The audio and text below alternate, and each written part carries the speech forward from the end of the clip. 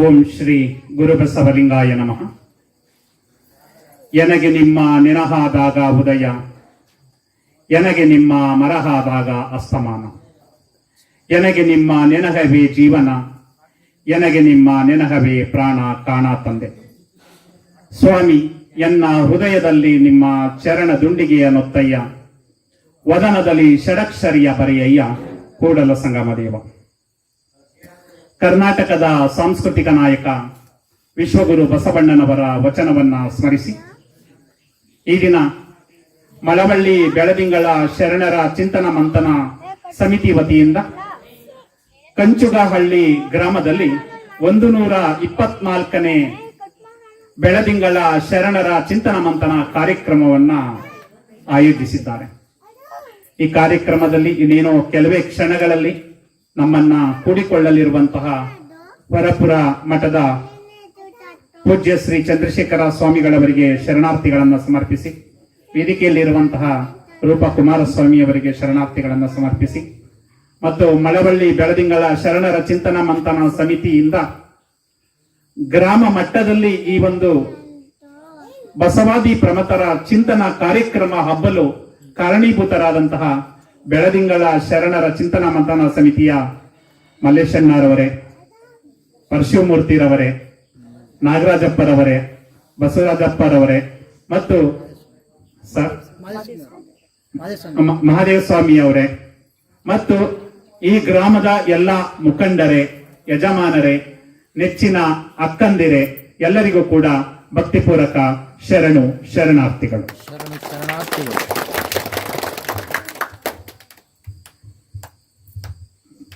ಇದು ವಿಶೇಷ ಆಗ್ತಾ ಇದೆ. ಅನೇಕ ಗ್ರಾಮಗಳಲ್ಲಿ ನಾವು ಹೋಗಿ ಕಾಯ್ತಾ ಇದ್ದೋ ಅಲ್ಲ ಮಲ್ಲೇಶಣ್ಣ, ಇವತ್ತು ಎಲ್ಲ ಬಂದು ನಮಗೋಸ್ಕರ ಈ ಒಂದು ಕಾರ್ಯಕ್ರಮದಲ್ಲಿ ಈ ಒಂದು ಚಿಂತನ ಮಂಥನಕ್ಕೆ ಕಾಯ್ತಾ ಇರೋದನ್ನ ನೋಡಿ ನಮ್ಗೆ ಖುಷಿ ಆಯ್ತು. ಕೆಲವು ಸಲ 1 ಗಂಟೆ 1.5 ಗಂಟೆ ನಾವು ಕಾದು ಅನಂತರ ನಾವು ಪ್ರವಚನವನ್ನ ನೀಡ್ತಾ ಇದ್ದೋ. ತುಂಬಾ ಖುಷಿ ಆಗ್ತಾ ಇದೆ. ಅಂದ್ರೆ ಶರಣರ ವಿಚಾರಧಾರೆಗಳನ್ನ ಜೀವನದಲ್ಲಿ ಅಳವಡಿಸ್ಕೊಂಡಿದ್ದೀರಾ ಅನ್ನೋ ಅಂಶ ನನಗೆ ಮೊದಲೇ ಗೊತ್ತಾಗ್ತಾ ಇದೆ. ಅಂದ್ರೆ ಸಮಯಕ್ಕೆ ಸರಿಯಾಗಿ ನಾವು ಯಾವುದೇ ಕಾರ್ಯಕ್ರಮಗಳಲ್ಲಿ ಭಾಗವಹಿಸಿದ್ರೆ ಆ ಒಂದು ಕಾರ್ಯಕ್ರಮವು ಕೂಡ ಅರ್ಥಗರ್ಭಿತವಾಗುತ್ತೆ ಅನ್ನೋದು ಕಂಚುಗಳ್ಳಿ ಗ್ರಾಮದ ಜನರು ಒಂದು ರೀತಿಯ ಕಂಚಿನ ರೀತಿಯ ಒಂದು ಹೃದಯವನ್ನ ಹೊಂದಿ ತಾವೆಲ್ಲರೂ ಕೂಡ ಈ ಒಂದು ಮಳವಳ್ಳಿಯ ಬೆಳದಿಂಗಳ ಶರಣರ ಚಿಂತನ ಮಂಥನ ಸಮಿತಿಯವರು ನಡೆಸ್ತಾ ಇರುವಂತಹ ಕಾರ್ಯಕ್ರಮದಲ್ಲಿ ಆಸೀನರಾಗಿರೋದನ್ನ ನೋಡಿ ತುಂಬಾ ಖುಷಿ ಆಯ್ತು. ಬಂಧುಗಳೇ, ನಾವು ಲಿಂಗಾವಂತರಾದ ಮೇಲೆ, ಲಿಂಗಾಯಿತರಾದ ಮೇಲೆ ಅನೇಕ ಆಚಾರ ವಿಚಾರಗಳಿರುತ್ತೆ. ಆ ಆಚಾರ ವಿಚಾರಗಳನ್ನ ಪಾಲನೆ ಮಾಡಿದಾಗ ಮಾತ್ರ ನಾವು ಸದ್ಗತಿಯನ್ನ ಪಡೆಯೋದಿಕ್ಕೆ ಸಾಧ್ಯ. ಈ ಜನ್ಮದಲ್ಲಿ ನಾವು ಒಳ್ಳೆಯ ಜೀವನವನ್ನ ಪಾಲಿಸಿಕೊಂಡು ಒಂದು ನಮ್ಮ ಇರುವಾಗಲೇ ಮೋಕ್ಷವನ್ನ ಪಡೆಯೋದಿಕ್ಕೆ ಸಾಧ್ಯ ಇರೋದು ನಮ್ಮ ಲಿಂಗಾಯತ ಧರ್ಮದಲ್ಲಿ. ಇಷ್ಟಲಿಂಗದ ಮಹತ್ವ ಅಂತ ವಿಷಯ ಮತ್ತೆ ಅರಿವೆ ಗುರು ಅನ್ನೋದ್ರ ಬಗ್ಗೆ ನಮ್ಮ ಶ್ರೀಮತಿ ಅವರು ಕೊಡ್ತಾರೆ. ಇಷ್ಟಲಿಂಗದ ಮಹತ್ವದ ಬಗ್ಗೆ ಕೆಲವು ವಿಚಾರಗಳನ್ನ ಹಂಚಿಕೊಳ್ಳೋದಿಕ್ಕೆ ನಾನು ಇಷ್ಟಪಡ್ತೇನೆ. ಇಷ್ಟಲಿಂಗ ಯಾವಾಗ ಉದಯ ಆಯ್ತು, ಇಷ್ಟಲಿಂಗ ಯಾವಾಗ ಧಾರಣೆ ಮಾಡಬೇಕು, ಕೆಲವರು ಅಂದ್ಕೊಂಡಿದ್ದಾರೆ ಶಿವರಾತ್ರಿ ಟೈಮಲ್ಲಿ ಮಾತ್ರ ಇಷ್ಟಲಿಂಗವನ್ನ ಧಾರಣೆ ಮಾಡಿ ಅವತ್ತು ನಾವು ಪೂಜೆಯನ್ನ ಮಾಡಿದ್ರೆ ಮುಗಿತು, ನಂತರ ಇನ್ನೂ ಒಂದು ಶಿವರಾತ್ರಿ ಬರೋವರೆಗೆ ಇಷ್ಟಲಿಂಗ ಎಲ್ಲಿರುತ್ತೆ, ನಮ್ಮ ದೇವರ ಮನೆಯ ಗೂಟದಲ್ಲೋ ಅಥವಾ ಇನ್ನೆಲ್ಲೋ ಇರುತ್ತೆ ಅಂತ ಅನೇಕ ಜನ ಕೆಲವರು ಭಾವಿಸ್ಕೊಂಡಿದ್ದಾರೆ. ಆದ್ರೆ ಅದರ ಬಗ್ಗೆ ಕೆಲವು ಪ್ರಶ್ನೆಗಳು ಕೂಡ ಇದೆ. ಆ ಪ್ರಶ್ನೆಗಳಿಗೆ ಉತ್ತರವನ್ನು ನೀಡುವ ನಿಟ್ಟಿನಲ್ಲಿ ನಮ್ಮ ಮಳವಳ್ಳಿಯ ಬೆಳದಿಂಗಳ ಶರಣರ ಚಿಂತನ ಮಂಥನ ಸಮಿತಿಯವರು ಅನೇಕ ಗ್ರಾಮಗಳಲ್ಲಿ ಹೋಗಿ ಈ ಒಂದು ಶರಣರ ಚಿಂತನ ಮಂಥನಗಳ ಬಗ್ಗೆ ಅರಿವನ್ನ ಉಂಟು ಮಾಡೋದ್ರ ಮುಖಾಂತರ ನಂತರ ಆ ಊರಲ್ಲಿ ಏನೋ ಒಂದು ಪರಿವರ್ತನೆ ಆಗಿದೆ ಅಂತ ಅನೇಕ ಜನ ಕರೆಯನ್ನ ಮಾಡಿ ನಮ್ಗೆ ಈಗ ಪುಸ್ತಕ ಬಂದಿದೆ. ನಿಮ್ಗೆ ಪುಸ್ತಕದಲ್ಲಿ ನಿಮ್ಮ ನಂಬರ್ ಎಲ್ಲ ಬರಿತಾ ಇದ್ದೀರಾ ಅಂತ ಅನ್ಕೊಂಡಿದ್ದೇನೆ. ಅದಕ್ಕೆ ನಾವು ಅನೇಕ ವಿಚಾರಧಾರೆಗಳನ್ನ ಕಳಿಸ್ಕೊಡ್ತೀವಿ ನಿಮ್ಗೆ. ಈಗ ಮಹದೇಶ್ವರರ ಬಗ್ಗೆ ನಮ್ಮ ಮಲ್ಲೇಶಣ್ಣ ಮಾತಾಡಿದ್ರು. ಕಲ್ಮಠದಲ್ಲಿ ಬಂದು ಮಹದೇಶ್ವರರು ಬಂದು ಪಾದವನ್ನ ಇಟ್ಟು ಹೋದ್ರು. ಖಂಡಿತ ಮಹದೇಶ್ವರರು ಎಲ್ಲೆಲ್ಲಿ ಪಾದವನ್ನ ಇಟ್ಟೋಗಿದ್ದಾರೆ ಅಲ್ಲೆಲ್ಲ ದೇವಸ್ಥಾನಗಳು ನಿರ್ಮಾಣ ಆಗಿದೆ. ಯಾಕಂದ್ರೆ ಅವರು ಶ್ರೀಶೈಲದಿಂದ ಬರ್ತಾರೆ, ಅಲ್ಲಿಂದ ಎಲ್ಲೆಲ್ಲಿ ಬಂದು ಅವರು ಪಾದವನ್ನ ಇಟ್ಕೊಂಡು ಹೋಗಿದ್ದಾರೆ ಅಲ್ಲೆಲ್ಲ ಮಹದೇಶ್ವರರ ದೇವಾಲಯಗಳು ನಿರ್ಮಾಣ ಆಗಿದೆ. ಮೊನ್ನೆ ತೆಂಕಹಳ್ಳಿಯಲ್ಲೂ ಕೂಡ ಕಾರ್ಯಕ್ರಮವನ್ನ ಮಾಡಿದ್ರು, ಅಲ್ಲೂ ಕೂಡ ಮಹದೇಶ್ವರರ ದೇವಸ್ಥಾನ ತುಂಬಾ ಅದ್ಭುತವಾಗಿದೆ. ಎಲ್ಲೆಲ್ಲಿ ಅವರು ಅದ್ರ ಬಗ್ಗೆ ನಾವು ಮಹದೇಶ್ವರ ಬೆಟ್ಟ ಹೋಗಿದ್ದೀರಾ, ಸಾಮಾನ್ಯವಾಗಿ ಇಲ್ಲಿರೋರೆಲ್ಲ ಹೋಗಿದ್ದೀರಾ ಅನ್ಕೊಂಡಿದ್ದೇನೆ. ಅಲ್ಲಿಂದ ಮುಂದಕ್ಕೆ ಒಂದು 15 ಕಿಲೋಮೀಟರ್ ನಾಗಮಲೆ ಅಂತ ಇದೆ. ಅಲ್ಲಿ 7 ಕಿಲೋಮೀಟರ್ ಟೆಂಪೋ ಹೋಗುತ್ತೆ, ಇನ್ನು 7 ಕಿಲೋಮೀಟರ್ ನಡ್ಕೊಂಡೇ ಹೋಗ್ಬೇಕು. ಬೆಟ್ಟವನ್ನ ಹತ್ತುಕೊಂಡು ಕಲ್ಲು ಮುಳ್ಳನ್ನ ತುಳಿದುಕೊಂಡು ನಾವು ಬೆಟ್ಟವನ್ನು ಹತ್ತುವಂತಹ ಪರಿಸ್ಥಿತಿ ಈಗಲೂ ಕೂಡ ಇದೆ. ಅಂತ ಸ್ಥಳಗಳೆಲ್ಲ ಹೋಗಿ ಮಹದೇಶ್ವರ ಏನ್ ಮಾಡಿದ್ದಾರೆ, ತಪಸ್ಸನ್ನ ಆಚರಣೆ ಮಾಡಿದ್ದಾರೆ. ನಾವು ನಮ್ಮ ಶರಣು ವಿಶ್ವವಚನ ಫೌಂಡೇಶನ್ ವತಿಯಿಂದ ನಾವೇನ್ ಮಾಡ್ತಾ ಇದೀವಿ, ಕೆಲವರನ್ನ ಈ ಬಸವಣ್ಣವರು ಹೋಗ್ತೀವಿ, ಗಂಧದ ಕಡ್ಡಿ ಹಚ್ತೀವಿ, ಪೂಜಾ ಮೂರ್ತಿ. ಮಹದೇಶ್ವರ ಹತ್ರ ಹೋಗ್ತೀವಿ, ಗಂಧದ ಕಡ್ಡಿ ಕರ್ಪೂರ ಹಚ್ತೀವಿ, ತೆಂಗಿನಕಾಯಿ ಹೊಡ್ತೀವಿ, ಪೂಜಾ ಮೂರ್ತಿ. ಬಟ್ ಅವ್ರು ಯಾರು, ಅವ್ರು ಎಲ್ಲಿದ್ರು, ಅವ್ರು ಏನೇನೆಲ್ಲ ಧಾರ್ಮಿಕ ಕಾರ್ಯಕ್ರಮಗಳನ್ನ ಮಾಡಿದ್ದಾರೆ ಅನ್ನೋದು ತಿಳ್ಕೊಳ್ಳೋಕೆ ಗೋಚರಕ್ಕೆ ಹೋಗೋದಿಲ್ಲ. ಆ ಒಂದು ತಿಳಿಬೇಕು ಅಂದ್ರೆ ಅವರು ಜ್ಞಾನ ಮೂರ್ತಿಗಳಾಗಬೇಕು ಅನ್ನೋ ಒಂದು ಸದುದ್ದೇಶದಿಂದ ನಾವು ಶರಣ ವಿಶ್ವವಚನ ಫೌಂಡೇಶನ್ ವತಿಯಿಂದ ಶರಣರ ಸಾಕ್ಷ್ಯ ಚಿತ್ರವನ್ನ ಮಾಡಿದ್ದೇವೆ. ಮಲೆಯ ಮಹಾದೇವ ಅಂತ ಒಂದು ಸಾಕ್ಷ್ಯ ಚಿತ್ರ ಇದೆ, ನಮ್ಮ ಸಂಸ್ಥೆ ವತಿಯಿಂದ ಮಾಡಿದ್ದೇವೆ. ಸುಮಾರು ಒಂದು 50 ನಿಮಿಷದ ಮಲೆಯ ಮಹಾದೇವ ಸಾಕ್ಷ್ಯ ಚಿತ್ರವನ್ನ ನೋಡಿದ್ರೆ ಮಲೆ ಮಹದೇಶ್ವರರು ಹುಟ್ಟಿದ ಸ್ಥಳ, ಅವರ ತಂದೆ ತಾಯಿ ಮತ್ತು ಅವರು ಯಾವ ಯಾವ ಸ್ಥಳಗಳಲ್ಲಿ ಅವರು ಪಾದಾರ್ಪಣೆಯನ್ನ ಮಾಡಿ ಎಷ್ಟು ಜನರನ್ನ ಲಿಂಗವಂತರನ್ನಾಗಿ ಮಾಡಿದ್ರು, ಕೊನೆಗೆ ಎಲ್ಲಿ ಐಕ್ಯರಾದ್ರು ಅನ್ನೋ ಒಂದು ಸಂಪೂರ್ಣ ಮಾಹಿತಿ ಆ ಒಂದು ಸಾಕ್ಷ್ಯ ಚಿತ್ರದಲ್ಲಿ ಸಿಗುತ್ತೆ. ಅದರಿಂದ ನಿಮ್ಮ ವಾಟ್ಸ್ಆಪ್ ನಂಬರ್ ಅನ್ನ ಪುಸ್ತಕ ಬಂದಿದೆ, ಅದರಲ್ಲಿ ಬರೀರಿ. ನಿಮ್ಗೆ ಈ ಒಂದು ಶರಣರ ವಿಚಾರಧಾರೆಗಳನ್ನ ತಲುಪಿಸಬೇಕು ಅನ್ನೋ ಒಂದು ಸದಾಶಯವನ್ನ ಇಟ್ಕೊಂಡು ನಾವು ಮಾಡ್ತಾ ಇದ್ದೇವೆ. ಇಲ್ಲಿ ಇಷ್ಟಲಿಂಗದ ಮಹತ್ವ ಅಂದ ತಕ್ಷಣ ನಮ್ಗೆ ಇಷ್ಟಲಿಂಗ ಅಂತ ನೆನಪಾಗೋದು ಬಸವಣ್ಣವರು. ಬಸವಣ್ಣವರು ಬಾಲಕ, ಈಗ ಚಿಕ್ಕ ಹುಡುಗರು ಕೂತಿದಾರಲ್ಲ ಈ ರೀತಿ. ಆಗ ಬಹುದೇವತೋಪಾಸನೆ ಅಂದ್ರೆ ನಮ್ಮಲ್ಲಿ 33,000 ಕೋಟಿ ದೇವತೆಗಳು ಅಂತ ಹೇಳ್ತಾರೆ.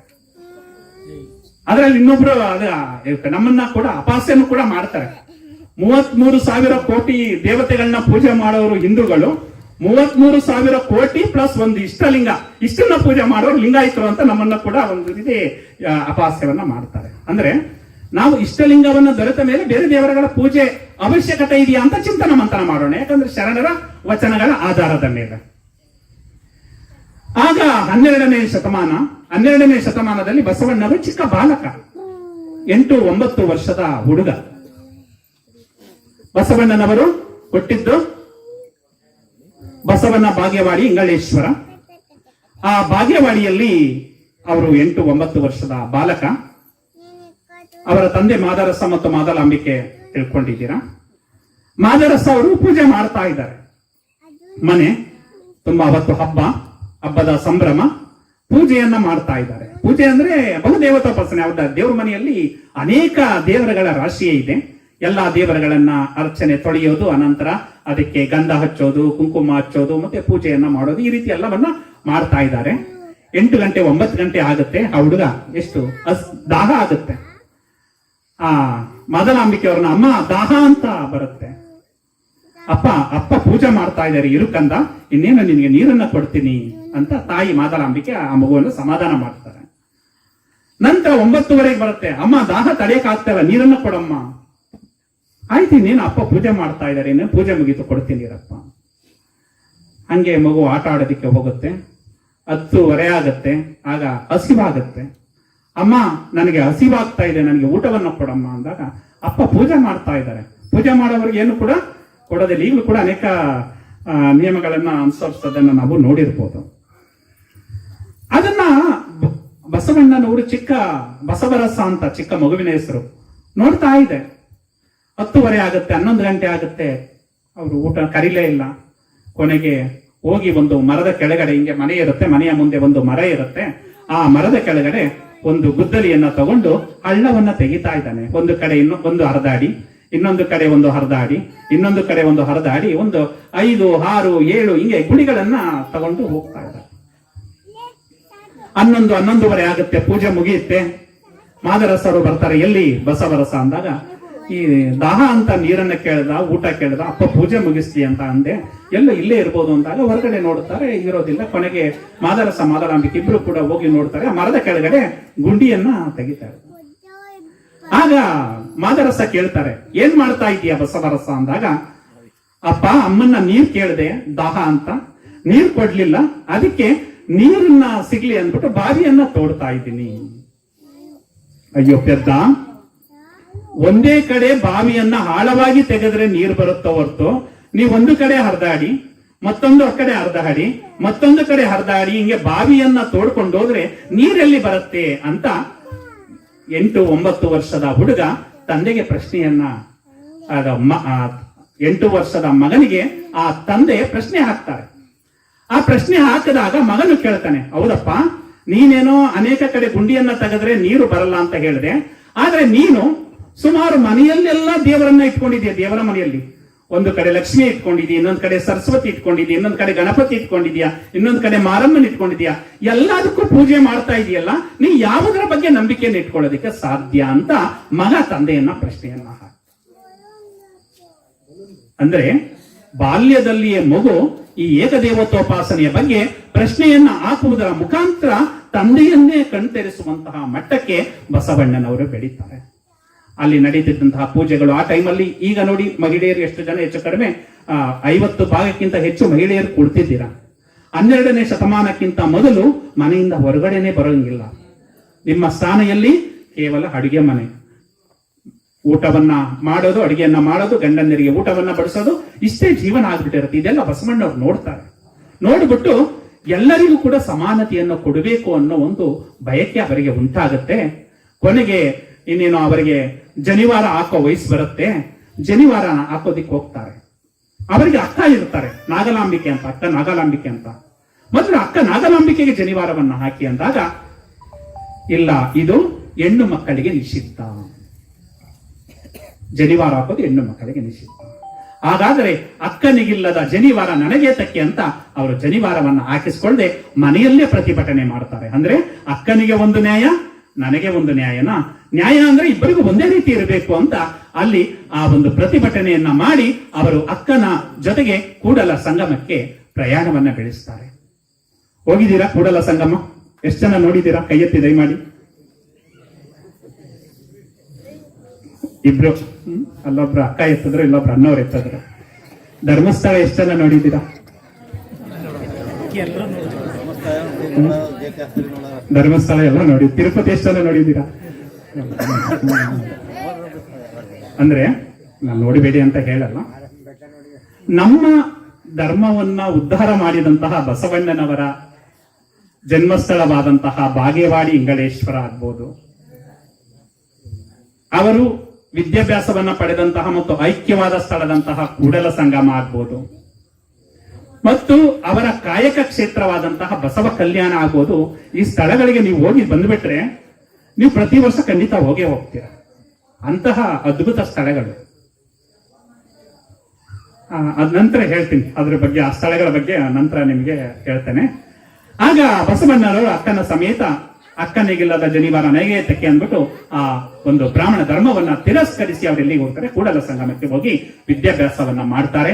ವಿದ್ಯಾಭ್ಯಾಸವನ್ನ ಮಾಡ್ತಾ ಮಾಡ್ತಾ ಮಾಡ್ತಾ ಅವರಿಗೆ ಒಂದು ರೀತಿಯ ಇಷ್ಟಲಿಂಗದ ತತ್ವ ಆವಿಷ್ಕಾರ ಆಗುತ್ತೆ. ಅಂದ್ರೆ ಸ್ವತಂತ್ರವಾಗಿ ಆವಿಷ್ಕಾರ ಆಗುತ್ತೆ. ಈಗಲೂ ಅನೇಕರು ಹೇಳ್ತಾರೆ ಇಷ್ಟಲಿಂಗ ಅನ್ನೋದು ಮೊದಲಿತ್ತು, ನಂತರ ಬಸವಣ್ಣನವರು ಆ ಇಷ್ಟಲಿಂಗವನ್ನ ಸ್ವೀಕರಿಸಿದ್ರು ಅಂತ. ಗುರುವಿಲ್ಲದ ಅವರು ಬಸವಣ್ಣನವರು ಅಂತ, ಅಂದ್ರೆ ಅವರಿಗೆ ಅರಿವೇ ಗುರು ಅಂತ. ಅದಕ್ಕೆ ಅರಿವೇ ಗುರು ಅನ್ನೋದ್ರ ಬಗ್ಗೆ ವಿಚಾರ ನಂತರ ಬರುತ್ತೆ. ಅಲ್ಲಿ ಅದಕ್ಕೆ ಚನ್ನಬಸವಣ್ಣವರ ವಚನವೇ ಸಾಕ್ಷಿ. ನಾವು ಬೇರೆಯವರ ಕಟ್ಟುಕತೆ, ಪುರಾಣ ಇವೆಲ್ಲವನ್ನ ನಾವು ನಂಬೋದಕ್ಕಿಂತ ವಚನಗಳ ಆಧಾರದ ಮೇಲೆ ನಾವು ಹೋಗುವಂತದ್ದು. ಅದರಲ್ಲಿ ಚನ್ನಬಸವಣ್ಣವ್ರು ಹೇಳ್ತಾರೆ, ಆದಿ ಲಿಂಗ, ಆದಿ ಬಸವಣ್ಣ ಅನಾದಿ ಲಿಂಗವೆಂದೆಂಬರು, ಹುಸಿ ಹುಸಿ ಈ ನುಡಿಯ ಕೇಳಲಾಗದು. ಆದಿ ಬಸವಣ್ಣ ಅನಾದಿ ಲಿಂಗ ಅಂದ್ರೆ ಬಸವಣ್ಣನಿಗಿಂತ ಮೊದಲು ಲಿಂಗ ಇತ್ತು ಅಂತ ಹೇಳ್ತಾರೆ. ಅನಾದಿ ಅಂದ್ರೆ ಅದಕ್ಕಿಂತ ಮೊದಲು ಅಂತ. ಅನಾದಿ ಲಿಂಗವೆಂದೆಂಬರು, ಹುಸಿ ಹುಸಿ ಈ ನುಡಿಯ ಕೇಳಲಾಗದು. ಮುಂದುವರೆದು ಹೇಳ್ತಾರೆ, ಲಿಂಗವು ಬಸವಣ್ಣನ ಉದರದಲ್ಲಿ ಹುಟ್ಟಿತ್ತು, ಜಂಗಮವು ಬಸವಣ್ಣನ ಉದರದಲ್ಲಿ ಹುಟ್ಟಿತ್ತು, ಪ್ರಸಾದವು ಬಸವಣ್ಣನ ಅನುಕರಿಸಲಾಯಿತು, ಇಂತಿ ತ್ರಿವಿಧಕ್ಕೆ ಬಸವಣ್ಣನೇ ಕಾರಣವೆಂದರಿದನಯ್ಯ ಕೂಡಲ ಚನ್ನ ಸಂಗಮ ದೇವ ಅಂತ ಅವರು ಹೇಳುವಂತಹ ವಚನದಲ್ಲೇ ನಮಗೆ ಉತ್ತರ ಸಿಕ್ಬಿಡುತ್ತೆ. ಅಂದ್ರೆ ಇಷ್ಟಲಿಂಗ ಬಸವಣ್ಣನವರಿಂದಲೇ ಆವಿಷ್ಕಾರ ಆದದ್ದು ಅಂತ. ಕೂಡಲ ಸಂಗಮದಲ್ಲಿ ಒಂದು ಬಂಡೆಯಲ್ಲಿ ಕುಳಿತುಕೊಂಡು ಆ ಆ ಇಷ್ಟಲಿಂಗವನ್ನ ಆವಿಷ್ಕಾರವನ್ನ ಮಾಡ್ತಾರೆ. ಇಷ್ಟಲಿಂಗದ ತತ್ವ ಒಳೆಯುತ್ತೆ. ಅದರ ಮುಖಾಂತರ ಒಬ್ಬ ಕಂತೆ ಬಿಗಿಯವರ ಮುಖಾಂತರ ಬಂದು ಒಂದು ಇಷ್ಟಲಿಂಗದ ರೂಪನ್ನ ಅವರು ತೋರಿಸಿ ಆ ಇಷ್ಟಲಿಂಗವನ್ನ ಪ್ರಥಮವಾಗಿ ಅವರು ಧಾರಣೆಯನ್ನ ಮಾಡ್ತಾರೆ. ಧಾರಣೆಯನ್ನ ಮಾಡಿ ತದನಂತರ ಎರಡನೆಯವರು ಬೇಕಲ್ಲ, ನಮ್ಮ ಧರ್ಮ ಬೆಳೀಬೇಕಾದ್ರೆ ಇನ್ನೊಬ್ರು ಕೊಡ್ಬೇಕಲ್ಲ. ಆಗ ಯಾರಿಗೆ ಕೊಡ್ತಾರೆ ಅಂದ್ರೆ, ಪ್ರಥಮವಾಗಿ ಇಷ್ಟಲಿಂಗ ತತ್ವವನ್ನ ಯಾವ ಹೆಣ್ಣು ಪೂಜೆಗೆ ಅನರ್ಹಳು, ಯಾವುದೇ ಪೂಜೆಯನ್ನ ಮಾಡಲು ಅವಳಿಗೆ ಅರ್ಹತೆ ಇಲ್ಲ ಅಂತ ಅಲ್ಲಿಯವರೆಗೆ ಜಗ ಭಾವಿಸಿತ್ತು, ಅಂತಹ ಅಕ್ಕ ನಾಗಲಾಂಬಿಕೆಗೆ ಜನಿವಾರವನ್ನ ತಿರಸ್ಕರಿಸಿರ್ತಾರೆ. ಅಂತಹ ಅಕ್ಕ ನಾಗಲಾಂಬಿಕೆಯವರಿಗೆ ಬಸವಣ್ಣನವರು ಇಷ್ಟಲಿಂಗ ದೀಕ್ಷವನ್ನ ಕೊಡ್ತಾರೆ. ಅಂದ್ರೆ ಅಕ್ಕನಿಗೆ ತಮ್ಮ ಗುರುಗಳಾಗ್ತಾರೆ. ಎಂತಹ ಒಂದು ಧರ್ಮ ನೋಡಿ.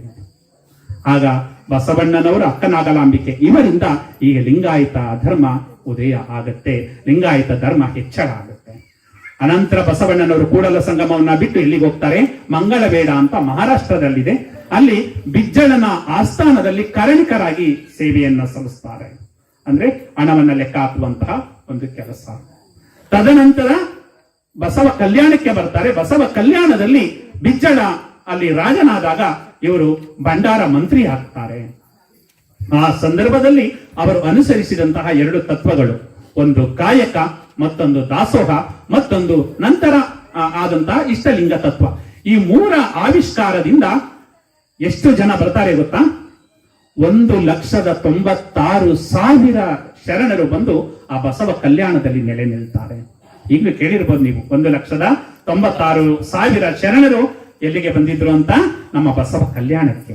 ಅಲ್ಲಿ ಅನುಭವ ಮಂಟಪ ಅಂತ ಸ್ಥಾಪನೆ ಮಾಡ್ತಾರೆ. ಅನುಭವ ಮಂಟಪ ಅಂದ್ರೆ ಹೀಗೆ, ಇದೊಂದು ವೇದಿಕೆ, ಇಲ್ಲಿ ಅಲ್ಲಮ ಪ್ರಭುಗಳು ಕೂತ್ಕೋತಾರೆ, ಪಕ್ಕದಲ್ಲಿ ಬಸವಣ್ಣವರು, ಹಿಂಗೆ ಮಹಿಳೆಯರ ಸಮೇತ 770 ಅಮರ ಗಣಗಳು ಅಂತ ಕರೀತಾರೆ. ಆ 770 ಜನರು ಕೂಡ ವಚನವನ್ನ ರಚನೆ ಮಾಡ್ತಾರೆ. ತುರುಗಾಗಿ ರಾಮಣ್ಣ ಅಂತ ಕರೀತಾನೆ, ಅಂದ್ರೆ ದನ ಕಾಯುವಂತ ರಾಮಣ್ಣ, ಅವನು ಕೂಡ ವಚನವನ್ನ ರಚಿಸ್ತಾನೆ. ಪ್ರತಿಯೊಬ್ಬರು ಒಟ್ಟು 770 ಜನರು ಕೂಡ ವಚನವನ್ನ ರಚನೆ ಮಾಡಿದ್ದಾರೆ. ಆದರೆ ನಮಗೆ ಕಲ್ಯಾಣ ಕ್ರಾಂತಿ ಆಗುತ್ತೆ, ಆದ ಘಟನೆನೇ ಹೇಳಕ್ ಹೋದ್ರೆ ನಮಗೆ ಮಲ್ಲೇಶ್ವರವರು ಕೊಟ್ಟಿರುವಂತಹ ಸಮಯ ಸಾಕಾಗೋದಿಲ್ಲ. ಆ ಸಂದರ್ಭದಲ್ಲಿ ಅನೇಕ ವಚನಗಳು ಸುಟ್ಟು ಹೋಗುತ್ತೆ. ನಮಗೆ ಇಲ್ಲಿವರೆಗೆ ಸಿಕ್ಕಿರುವಂತದ್ದು ಕೇವಲ 159 ಬಸವಯುಗದ ಶರಣರು ಮಾತ್ರ ವಚನಗಳು ಸಿಕ್ಕಿದೆ. ನಂತರ ಯಡಿಯೂರು ಸಿದ್ದಲಿಂಗೇಶ್ವರ 16ನೇ ಶತಮಾನ ಬರುತ್ತೆ, ಅವರ ವಚನಗಳು ಕೂಡ ಸಿಕ್ಕಿ 24,000 ವಚನಗಳು ಮಾತ್ರ ಸಿಗುತ್ತೆ. ಆದರೆ 1,00,000ಕ್ಕಿಂತಲೂ ಹೆಚ್ಚು ವಚನಗಳು ಆ 12ನೇ ಶತಮಾನದಲ್ಲಿ ರಚನೆ ಆಗತ್ತೆ. ಅಂತಹ ಬಸವಣ್ಣನವರ ಒಂದು ತತ್ವವನ್ನ, ಇಷ್ಟಲಿಂಗ ತತ್ವ ಮತ್ತು ಕಾಯಕ ಮತ್ತು ದಾಸೋಹ ತತ್ವ, ಇವೆಲ್ಲವನ್ನ ನೋಡಿ ಕಲ್ಯಾಣಕ್ಕೆ ಬೇರೆ ಬೇರೆ ಕಡೆಯಿಂದ ಬರ್ತಾರೆ. ಈಗ ಕಲ್ಯಾಣದಲ್ಲಿ ಅನುಭವ ಮಂಟಪವನ್ನ ತ್ರಿಪುರಾಂತಕ ಕೆರೆ ಅಂತ ಇದೆ. ಆ ತ್ರಿಪುರಾಂತಕ ಕೆರೆಯ ದಡದಲ್ಲೇ ಅನುಭವ ಮಂಟಪ ರಚನೆ ಆಗ್ತಾ ಇದೆ. 1,000 ಕೋಟಿಯ ಯೋಜನೆ. ಇನ್ನೇನೋ ಒಂದು ವರ್ಷ ಅಂತ ನಿನ್ನೆ ಹೋಗಿದ್ ಬಂದೆ ನಾನು. ಇನ್ನು 1 ವರ್ಷದಲ್ಲಿ ಅದನ್ನ ಪೂರ್ಣ ಮಾಡ್ತೀನಿ ಅಂತ ಹೇಳಿದ್ದಾರೆ. ಆದ್ರೆ 1.5 ವರ್ಷದಲ್ಲಿ ಅದು ಪೂರ್ಣ ಆಗುತ್ತೆ. ಅದು ನಮ್ಮ ಕರ್ನಾಟಕಕ್ಕೆ ಒಂದು ಕಳಸಪ್ರಾಯವಾಗುತ್ತೆ ಆ ಅನುಭವ ಮಂಟಪ. ದಯಮಾಡಿ ಅನುಭವ ಮಂಟಪಕ್ಕೆ ಹೋಗಿ ಬನ್ನಿ. ಜೊತೆಗೆ ಈಗ ಒಂದು ಯೋಜನೆ ಇದೆ ಅಲ್ಲ, ಹೆಣ್ಣು ಮಕ್ಕಳಿಗೆ ಶಕ್ತಿ ಯೋಜನೆ ಇದೆ.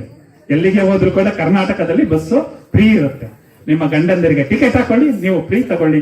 ಎಲ್ಲಾ ಸ್ಥಳಗಳನ್ನ ಹೋಗಿ ನೋಡಿ ಬನ್ನಿ. ಬಸವ ಕಲ್ಯಾಣ ನೋಡಿ, ಕೂಡಲ ಸಂಗಮ ನೋಡಿ ಅಲ್ವಾ. ಇಂಥ ಸ್ಥಳಗಳನ್ನು ನೋಡಿ ಬಂದ್ರೆ ನಮ್ಮ ಶರಣರ ಜನ್ಮಸ್ಥಳವನ್ನ ಅಥವಾ ಐಕ್ಯ ಕ್ಷೇತ್ರಗಳನ್ನ ನಾವು ನೋಡದೆ ಇನ್ಯಾರು ನೋಡ್ತಾರೆ ಅಲ್ಲ. ನಮ್ಮ ಶರಣರ ಕ್ಷೇತ್ರಗಳನ್ನ ರಕ್ಷಣೆ ಮಾಡುವಂತದ್ದು ಮತ್ತು ಉಳಿಸಬೇಕಾದಂತದ್ದು ನಮ್ಮ ಜವಾಬ್ದಾರಿ. ಹೀಗೆ ಅಲ್ಲಿ ಅನುಭವ ಮಂಟಪ ರಚನೆ ಆಗ್ತಾ ಇದೆ. ಅನೇಕ ಶರಣರ ಗವಿಗಳಿದೆ, ಬಸವಣ್ಣನವರ ಮನೆ ಇದೆ, ಮಹಾಮನೆ. ಅವೆಲ್ಲವನ್ನ ನೋಡುವಂತಹ ಸೌಭಾಗ್ಯವನ್ನು ನಿಮ್ಮದಾಗಿಸಿಕೊಳ್ಳಿ. ಹಾಗೆ ಈ ಇಷ್ಟಲಿಂಗ ತತ್ವ ಆವಿಷ್ಕಾರಗೊಂಡು ಎಷ್ಟು ಜನ ಅಂದ್ರೆ ಬೇರೆ ಬೇರೆ ದೇಶದಿಂದ ಬರ್ತಾರೆ. ಆಫ್ಘಾನಿಸ್ತಾನ ಅಂತ ಒಬ್ರು ಮುಸಲ್ಮಾನರು ಬರ್ತಾರೆ, ಅವರ ಹೆಸರು ಈಗ ಪರಿವರ್ತನೆಯಾಗಿ ಮರುಳ ಶಂಕರದೇವ ಅಂತ ಕರೀತಾರೆ. ಆಫ್ಘಾನಿಸ್ತಾನದಿಂದ ಕಾಶ್ಮೀರ ಅಂತ, ಅಲ್ಲಿ ಮೋಳಿಗೆ ಮಾರಯ್ಯ ಮತ್ತು ಮೋಳಿಗೆ ಮಹಾದೇವಿ ಮಹಾರಾಜ ಮತ್ತು ಮಹಾರಾಣಿ ಆಗಿರ್ತಾರೆ. ಅವರು ಆ ಒಂದು ಅರಸುತನಕ್ಕೆ ಮತ್ತು ರಾಣಿತನಕ್ಕೆ ತಿಲಾಂಜಲಿ ಹೇಳಿ ಇಲ್ಲಿ ಬಸವ ಕಲ್ಯಾಣಕ್ಕೆ ಬಂದು ಕಟ್ಟಿಗೆ ಮಾರುವಂತಹ ವೃತ್ತಿಯನ್ನ ಕೈಗೊಂಡು ಕಟ್ಟಿಗೆಯನ್ನ ಮಾರೋದು, ಅದರ ಜೀವನವನ್ನು ನಡೆಸೋದು ಮೋಳಿಗೆ ಮಾರಯ್ಯ ಮೋಳಿಗೆ ಮಹಾದೇವಿ ಆಗ್ತಾರೆ. ಈ ಕಡೆ ತಮಿಳುನಾಡಿನಿಂದ ಮಾದಾರ ಚೆನ್ನಯ್ಯ ಬರ್ತಾರೆ. ಈ ಕಡೆ ನಮ್ಮ ಶಿವಮೊಗ್ಗ ಶರಣರ ನಾಡು ಅಂತ ಕರಿತೀವಿ. ಶಿವಮೊಗ್ಗ ಹೋದ್ರೆ ಬೇರೆ ಬೇರೆ ಬರೀ ನೀವೇನ್ ಮಾಡ್ತೀರಾ, ಜೋಗ ಜಲಪಾತ ಇನ್ಯಾವುದೋ ಸ್ಥಳಗಳನ್ನ ನೋಡ್ಕೊಂಡು ಬಂದ್ಬಿಡ್ತೀರಾ. ಆ ಶಿವಮೊಗ್ಗದಲ್ಲಿ ಶರಣರ ನಾಡು ಅಂತಾನೆ ಕರೀತಾರೆ. ಜಗನ್ಮಾತೆ ಅಕ್ಕ ಮಹಾದೇವಿಯವರ ಜನ್ಮಸ್ಥಳ ಇದೆ, ಉಡುತಡಿ ಇದೆ. 63 ಅಡಿ ಈಗ ವಿಗ್ರಹವನ್ನು ಪ್ರತಿಷ್ಠಾಪನೆ ಮಾಡಿದ್ದಾರೆ. ದೆಹಲಿಗೆ ಅಕ್ಷರಧಾಮಕ್ಕೆ ಹೋಗಿದ್ರೆ ಯಾರಾದ್ರೂ ಹೋಗಿ ನೋಡಿದ್ದೀರಾ ಅಂತ ಅನ್ಕೊಂಡಿದ್ದೀನಿ ದೆಹಲಿ ಅಕ್ಷರಧಾಮನ. ಆ ಒಂದು ನಿಟ್ಟಿನಲ್ಲಿ ನಮ್ಮ ಉಡುತಡಿಯನ್ನ ಅಭಿವೃದ್ಧಿಯನ್ನ ಮಾಡ್ತಾ ಇದ್ದಾರೆ. ಆ ಜನ್ಮಸ್ಥಳವನ್ನ ನೋಡೋದಕ್ಕೆ 2 ಕಣ್ಣು ಸಾಲದು. ಆ ರೀತಿ ಒಂದು ಕಾರ್ಯಕ್ಷೇತ್ರ ಅಭಿವೃದ್ಧಿ ಆಗ್ತಾ ಇದೆ. ದಯಮಾಡಿ ಅಕ್ಕನವರ ಜನ್ಮಸ್ಥಳವಾದಂತಹ ಉಡುತಡಿಯನ್ನ ನೋಡಿ. ಅದರಿಂದ ಮುಂದೆ 4 ಕಿಲೋಮೀಟರ್ ಹೋದ್ರೆ ಅಲ್ಲಮ್ಮ ಪ್ರಭುದೇವರ ಜನ್ಮಸ್ಥಳ ಇದೆ, ಬಳ್ಳಿಗಾವಿ ಇದೆ. ನಂತರ ಸತ್ಯಕ್ಕ ಅಂತ ಇದ್ದಾರೆ, ಅವರ ಜನ್ಮಸ್ಥಳ ಒಂದು ಹಿರೇಜಂಬೂರು ಅಂತ ಇದೆ. ನಂತರ ಇನ್ನೊಂದು ಸ್ವಲ್ಪ ದೂರ ಹೋದ್ರೆ ನಮ್ಮ ಅಲ್ಲಮ ಪ್ರಭುದೇವರಿಗೆ ಇಷ್ಟಲಿಂಗ ಆವಿಷ್ಕಾರ ಆಗುತ್ತಲ್ಲ ಆ ಅನಿಮಿಷ ಗುರುಗಳಿಂದ, ಮಾಳೆಗೊಂಡನ ಕೊಪ್ಪ ಅಂತ ಆ ಒಂದು ಸ್ಥಳ ಇದೆ. ಹೀಗೆ ಶರಣರ ನಾಡುಗಳು ತುಂಬಾ ಇದೆ. ಆ ನಾಡನ್ನ ನೋಡಿ ಬನ್ನಿ. ನೋಡಿದಾಗ ಅಲ್ಲಿ ಆ ಒಂದು ಶರಣರು ಮೆಟ್ಟಿದಂತಹ ಆ ಸ್ಥಳವನ್ನ ನಾವು ಮೆಟ್ಟಿ ಬಂದ್ರೆ ನಮಗೂ ಕೂಡ ಒಂದು ರೀತಿ ಸಕಾರಾತ್ಮಕ ಚಿಂತನೆ ಉಂಟಾಗುತ್ತೆ. ಅಂತಹ ಒಂದು ಲಿಂಗಾಯತ ಧರ್ಮ ಈ ರೀತಿ ಅಭಿವೃದ್ಧಿ ಆಗುತ್ತೆ. ಅಲ್ಲಿಂದ ಎಲ್ಲಿ ಶಿವಮೊಗ್ಗದಿಂದ ಅಕ್ಕ ಮಹಾದೇವಿಯವರು ನಡೆದುಕೊಂಡು ಬರ್ತಾರೆ ಎಲ್ಲಿಗೆ, ಬಸವ ಕಲ್ಯಾಣಕ್ಕೆ. ಅಲ್ಲಮ್ಮ ಪ್ರಭುದೇವರು ಬರ್ತಾರೆ, ಸತ್ಯಕ್ಕನವರು ಬರ್ತಾರೆ. ಹಿಂಗೆ 770 ಅಮರಗಣಗಳು, 1,96,000 ಜನರು ಶರಣರು ಅಲ್ಲಿ ರೂಪುಗೊಳ್ಳುತ್ತಾರೆ. ಬಸವ ಕಲ್ಯಾಣದಲ್ಲಿ ಕಾಯಕ ಅಂದ್ರೆ ಕೆಲಸವನ್ನ ಮಾಡಬೇಕು, ಯಾರು ಕೂಡ ಕೂತುಣ್ಣಂಗಿಲ್ಲ. ನಾನು ದುಡಿಯಬೇಕು, ನಾವು ತಿನ್ನಬೇಕು ಅಂತ. ನಾ ದುಡಿದ್ರೆ ನಾನು ಬೇರೆಯವ್ರಿಗೆ ಅನ್ಸ್ತೀನಿ ಅಂತ. ಆದ್ರೆ ಅಲ್ಲಿ ಏನಂತಾರೆ, ಕೊಡುವವರುಂಟು ಬೇಡುವವರಿಲ್ಲ ಅನ್ನೋಂಗೆ ಆಗ್ಬಿಡುತ್ತೆ. ಬಸವಣ್ಣವ್ರು ಹೇಳ್ತಾರೆ, ಕೊಡುವವರುಂಟು ಬೇಡುವವರಿಲ್ಲ ಅನ್ನೋ, ಎಲ್ಲ ಕೊಡವರೇ ಅಂತೆ. ನೀನು ಬೇಕಾ ತಗೋ, ನೀನು ಬೇಕೋ ತಗೋ ಅಂತ ಆ ಕಾಯಕ ತತ್ವವನ್ನ ರೂಢಿಸ್ಕೊಂಡದ್ರಿಂದ. ಆದ್ರೆ ಬೇಡವರು ಯಾರು ಇಲ್ಲ. ಆದ್ರೆ ಈಗೆಲ್ಲ ನಾವು ಬೇಡ್ತಾ ಇದ್ದೀವಿ, ಆದ್ರೆ ಕೊಡೋರು ಯಾರು ಇಲ್ಲ. ಬೇಡ್ತೀವಿ, ಕೊಡೋರು ಯಾರು ಇಲ್ಲ. ಆದ್ರೆ ಆಗ ಕೊಡುವವರುಂಟು ಬೇಡುವವರಿಲ್ಲ ಅಂತ ಎಲ್ಲ ಭಿಕ್ಷುಕರಾಗ್ಬಿಟ್ಟಿದೀವಿ ಈಗ ನಾವು ಅಲ್ಲ. ಆ ರೀತಿ ಆ ಒಂದು ಕಾಯಕ ತತ್ವವನ್ನ ಅಳವಡಿಸ್ಕೊಂಡಾಗ ನಮ್ಮ ಜೀವನವೇ ಏನಾಗುತ್ತೆ, ಒಂದು ರೀತಿ ಸಾಕ್ಷಾತ್ಕಾರ ಆಗುತ್ತೆ. ಆ ರೀತಿ ಆ ಇಷ್ಟಲಿಂಗ ತತ್ವದಿಂದ ಆಕರ್ಷಿತರಾಗಿ ಪ್ರತಿಯೊಬ್ಬರು ಕೂಡ ಬಂದು ಆ ಒಂದು ಇಷ್ಟಲಿಂಗ ದಾರಿಗಳಾಗಿ ಆ ಲಿಂಗಾಯತ ಧರ್ಮವನ್ನ ಬೆಳೆಸ್ತಾರೆ. ಕಲ್ಯಾಣ ಕ್ರಾಂತಿ ಆದ ಮೇಲೆ ಅನೇಕ ಶರಣರು ಚದರಿ ಹೋಗ್ತಾರೆ. ಚದರಿ ಹೋಗಿ ಬಸವಣ್ಣನವರು ಕೂಡಲ ಸಂಗಮದಲ್ಲಿ ಐಕ್ಯ ಆಗ್ತಾರೆ. ಚನ್ನಬಸವಣ್ಣನವರು ಉಳವಿಯಲ್ಲಿ ಐಕ್ಯ ಆಗ್ತಾರೆ. ಅಕ್ಕ ಮಹಾದೇವಿಯವರು ಹೋಗಿ ಶ್ರೀಶೈಲದಲ್ಲಿ ಐಕ್ಯರಾಗ್ತಾರೆ. ಮತ್ತೆ ಅಕ್ಕ ನಾಗಲಾಂಬಿಕೆಯವರು ಇಲ್ಲಿಗೆ ಬರ್ತಾರೆ. ಎಲ್ಲಿಗೆ? ಚಿಕ್ಕಮಗಳೂರು ಹೋಗಿದ್ದೀರಾ? ಚಿಕ್ಕಮಗಳೂರು ಜಿಲ್ಲೆಯಲ್ಲಿ ತರೀಕೆರೆ ಅಂತ ಬರುತ್ತೆ. ಆ ತರೀಕೆರೆಯಲ್ಲಿ ಹೆಣ್ಣೆಬಳೆ ಕೆರೆ ಅಂತ ಬರುತ್ತೆ. ಆ ತೀರದಲ್ಲಿ ಅಕ್ಕ ನಾಗಲಾಂಬಿಕೆಯವರು ಐಕ್ಯರಾಗ್ತಾರೆ. ಮತ್ತೆ ಅಲ್ಲಿಂದ ಸ್ವಲ್ಪ ಮುಂದೆ ಬಂದ್ರೆ ನುಲಿಯ ಚಂದಯ್ಯನವರ ಐಕ್ಯ ಸ್ಥಳ ಸಿಗುತ್ತೆ, ನುಲೇನೂರು ಅಂತ. ಅಲ್ಲಿ ಐಕ್ಯರಾಗ್ತಾರೆ. ಈ ಸ್ಥಳಗಳೆಲ್ಲವನ್ನ ನೋಡಿ ಬರಬೇಕು. ಯಾಕಂದ್ರೆ ಆ ಸ್ಥಳವನ್ನು ಸುಮ್ಮನೆ ನೋಡಿ ಅಂತ ನಾನು ಹೇಳ್ತಾ ಇಲ್ಲ. ನಾನು ನಮ್ಮ ಶ್ರೀಮತಿ ಮತ್ತು ನಮ್ಮಲ್ಲಿ ಇರುವಂತ ಲಿಂಗಣ್ಣವ್ರು ಇವರೆಲ್ಲರನ್ನು ಕರ್ಕೊಂಡು ಆ ಸ್ಥಳಗಳನ್ನ ಮೆಟ್ಟಿ ಬಂದಿರೋದ್ರಿಂದ ನಿಮ್ಮ ಹೋಗಿ ಅಂತ ಹೇಳ್ತಾ ಇದ್ದೀನಿ. ನನ್ಗೆ ಅರ್ಹತೆ ಬೇಕಲ್ಲ. ನಾನು ಬಸವ ಕಲ್ಯಾಣ ನೋಡಿದೆ, ನೀವು ನೋಡಿ ಅಂದ್ರೆ ಆಗುತ್ತಾ? ಶರಣ ಧರ್ಮ ಏನೋ ಮೊದಲು ಸ್ವತಃ ನಾನು ಆಚರಿಸಿ ನಿಮ್ಮನ್ನ ಆಚರಿಸುವಂತೆ ಹೇಳುವಂಥದ್ದು. ನಾನು ವಿಭೂತಿ ಹಾಕೊಂಡು ನಿಮ್ಮನ್ನ ವಿಭೂತಿ ಹಾಕಿ ಅಂತ ಹೇಳಿದ್ರೆ ಅದು ಅರ್ಥ ಇರುತ್ತೆ. ನಾನು ವಿಭೂತಿ ಹಾಕಲ್ದೆ ನಿಮ್ಮನ್ನ ವಿಭೂತಿ ಹಾಕೊಳ್ಳಿ ಅಂದ್ರೆ ಅದು ಅರ್ಥ ಆಗಿರೋದಿಲ್ಲ ಅಲ್ಲ.